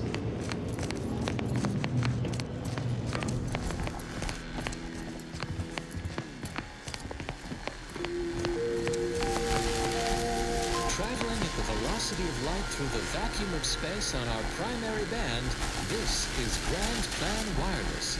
The informed... We'll stay here. ...of scientific...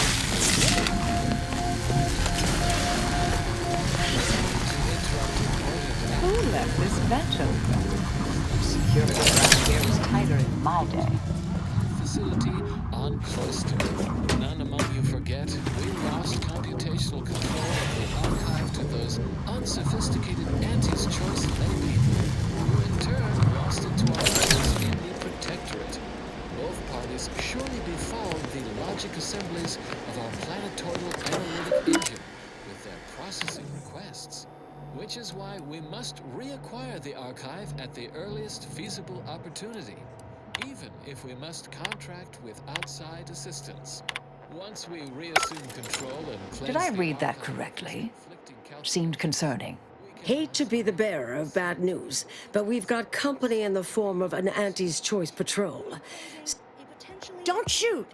Like she said, believe I've pieced together what you all are up to here. And I am willing to offer a mutually beneficial arrangement. Why, you did indeed. Spied the signs on the way up. Our team has a keen interest in much of the research stored here. But cataclysmic ends? Don't like the sound of that at all. By all means, burn every last trace. But let us keep the rest, and you'd benefit as well. The idea of any Order research falling into Auntie's Choice hands is utterly abhorrent to me. I advise a rigorous refusal, as in no witnesses. I could hear that, you know. Hoping she's not your main negotiator here. Oh, nothing particularly heinous. We may Can't really predict how Auntie's Choice would market heretical miscellany, but I could easily foresee them rushing detrimental cognitive enhancers to market.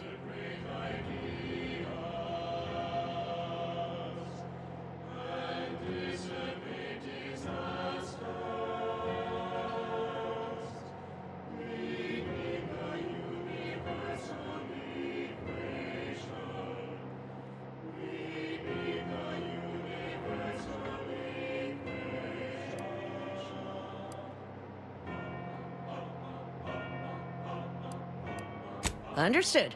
But if it's all the same to you, I'll just dawdle here while you complete the prop. I'll prep the burners and make... Burners are lit. Control board is activated. Commence the burn down process.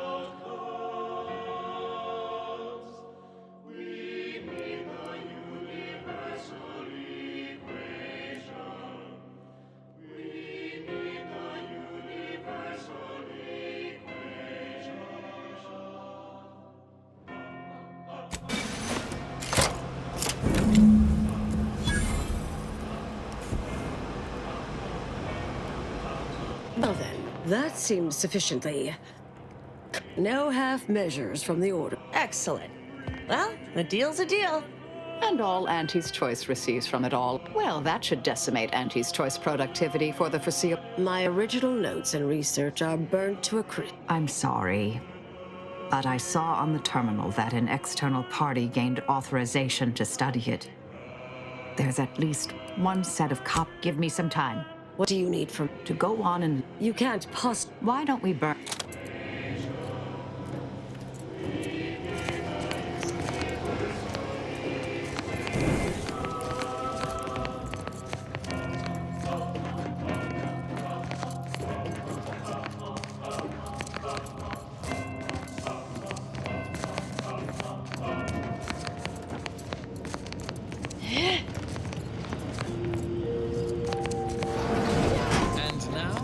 Structurally compelling yet categorically veracious statements regarding products researched and designed to increase energy, efficiency, creativity, and focus.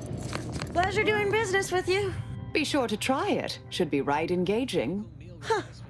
We deeply appreciate your assistance in further expanding the ever-growing Auntie's Choice. Suppose this is goodbye. They also taste acceptable. From the Order of the Ascendant. Made it here before you've been... So we're good? Oh, I wouldn't go that far, but... Good as ever. A new cause come, whoever you are now. Goodbye, Anais. Consistency in playlists is not... Yes, she's appreciate your support. Ah, Anais snuck some... I suppose you remain on my good side. May the plan...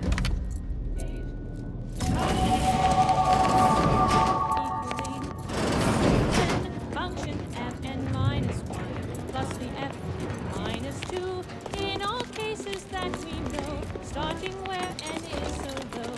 Now you know just what to do. Start the cycle, here's the cue. It's Fibonacci. You carry on. A sequence largely summing to preceding numbers gives us math that brings us wonders. Define the recurrence relation, get us to sequence summation. It's Fibonacci from Liber Abaci.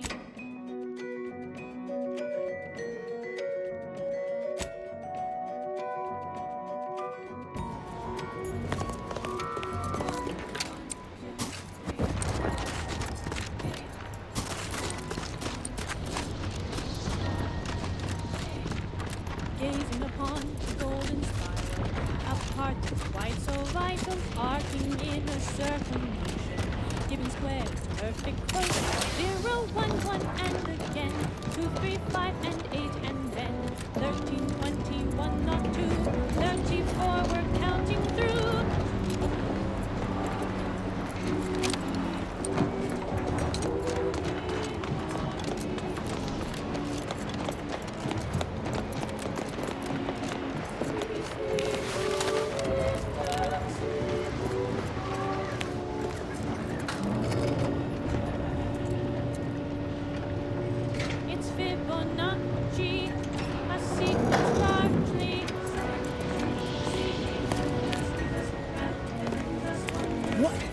Somebody loiter about a protocol without someone casting assuming glances their way?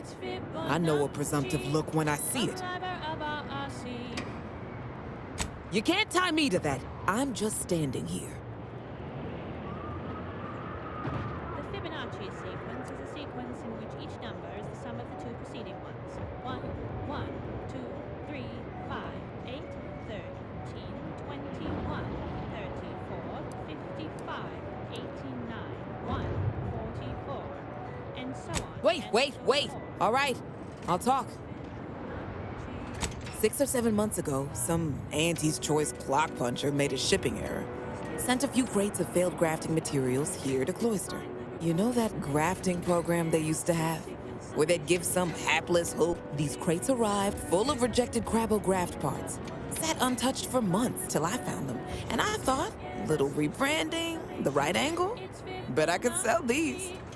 I met this protectorate officer, smug as all get out, naive as the day is long. Said she had logistic. As the plan would have it, I told her I got a shipment of imitation Crabble meat. You repackage and relabel it, it'll... She agreed. Bought a few crates on the spot, promised to send word when she needed more. I just had to grind up everything first. Remove a few telltale chunks. I can't take full credit or blame. I simply misrepresented misallocated materials for profit. Here's an audio cartridge with all the details. Those troops hear what they've been eating? I don't know what'll happen, but they won't be happy about it. That's for sure. Don't mention it to anyone, especially not those damn snoops at Winter's Grasp.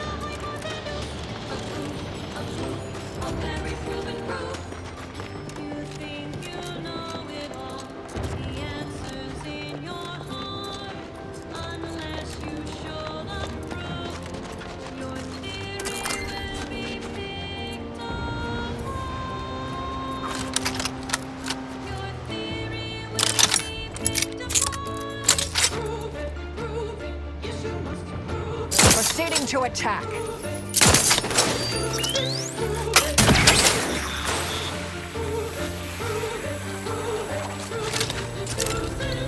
Investigating hostile intentions. Target analyzed. Lay down fire.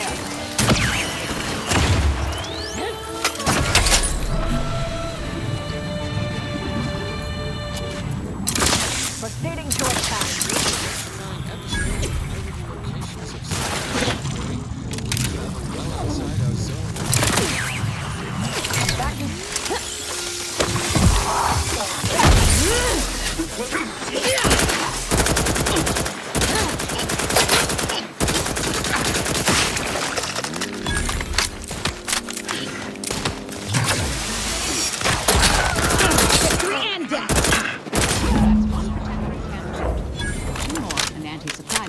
Connected by our grounding station and electrical dispersion rods.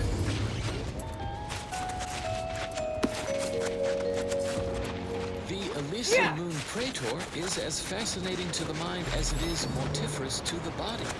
Tidally locked in Elysium's shadow, Praetor suffers a distinct deficit of direct daylight. This unique astronomical arrangement bombards Praetor's surface with low-level N-rays, resulting in a shocking level of atmospheric electricity. I will now pause for a moment to let you appreciate my intentional pun.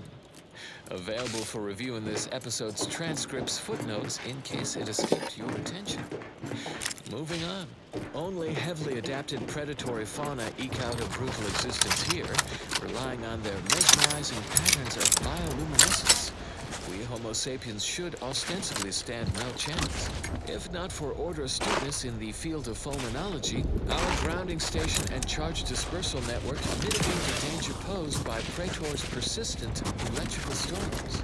In lay people's parlance, a network of lightning rods tie into the central grounding station via a combined 307.47 miles of subterranean high-tension wiring, thus providing a conduit for excessive electrical activity as far as the grounding station, where it's safely dispersed, typically. Tenured station operators estimate the system is 78% effective at mitigating... Resorting to target analyze. Lay down fire!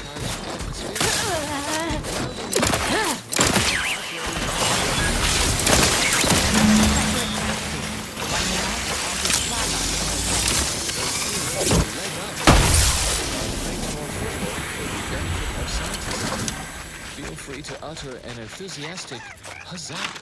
Our electrical dispersion system is ingeniously adaptable. Reversing the system's polarity will send surplus protons from the grounding station backward to any rod in the network. A convenient method to terminate any hostile life forms poking around where they are unwanted. One quick jolt, and they're off to the hereafter.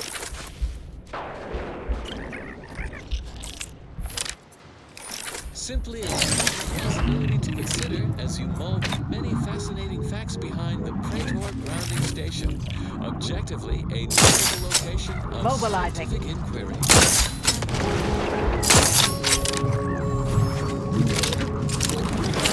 Not a live one. Back and scan.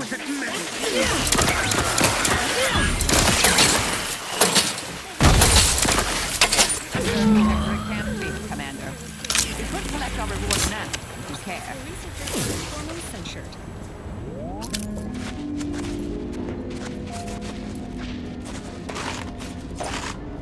Do not deviate from this frequency lest you miss what comes next.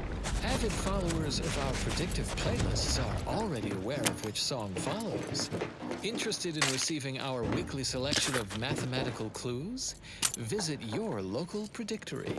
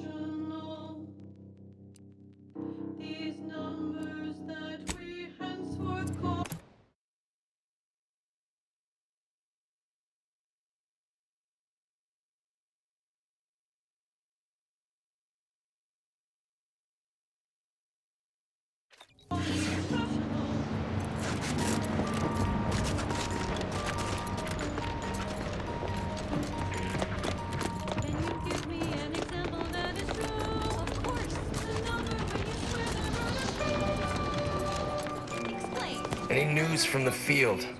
Any further progress? Well, excellent. Good show. Pleasure doing business with you. Anything else to report? Learn anything useful?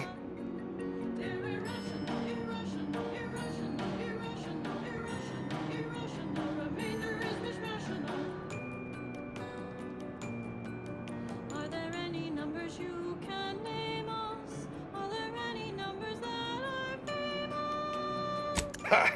A base opportunist after my own heart. Here's a little something for your trouble.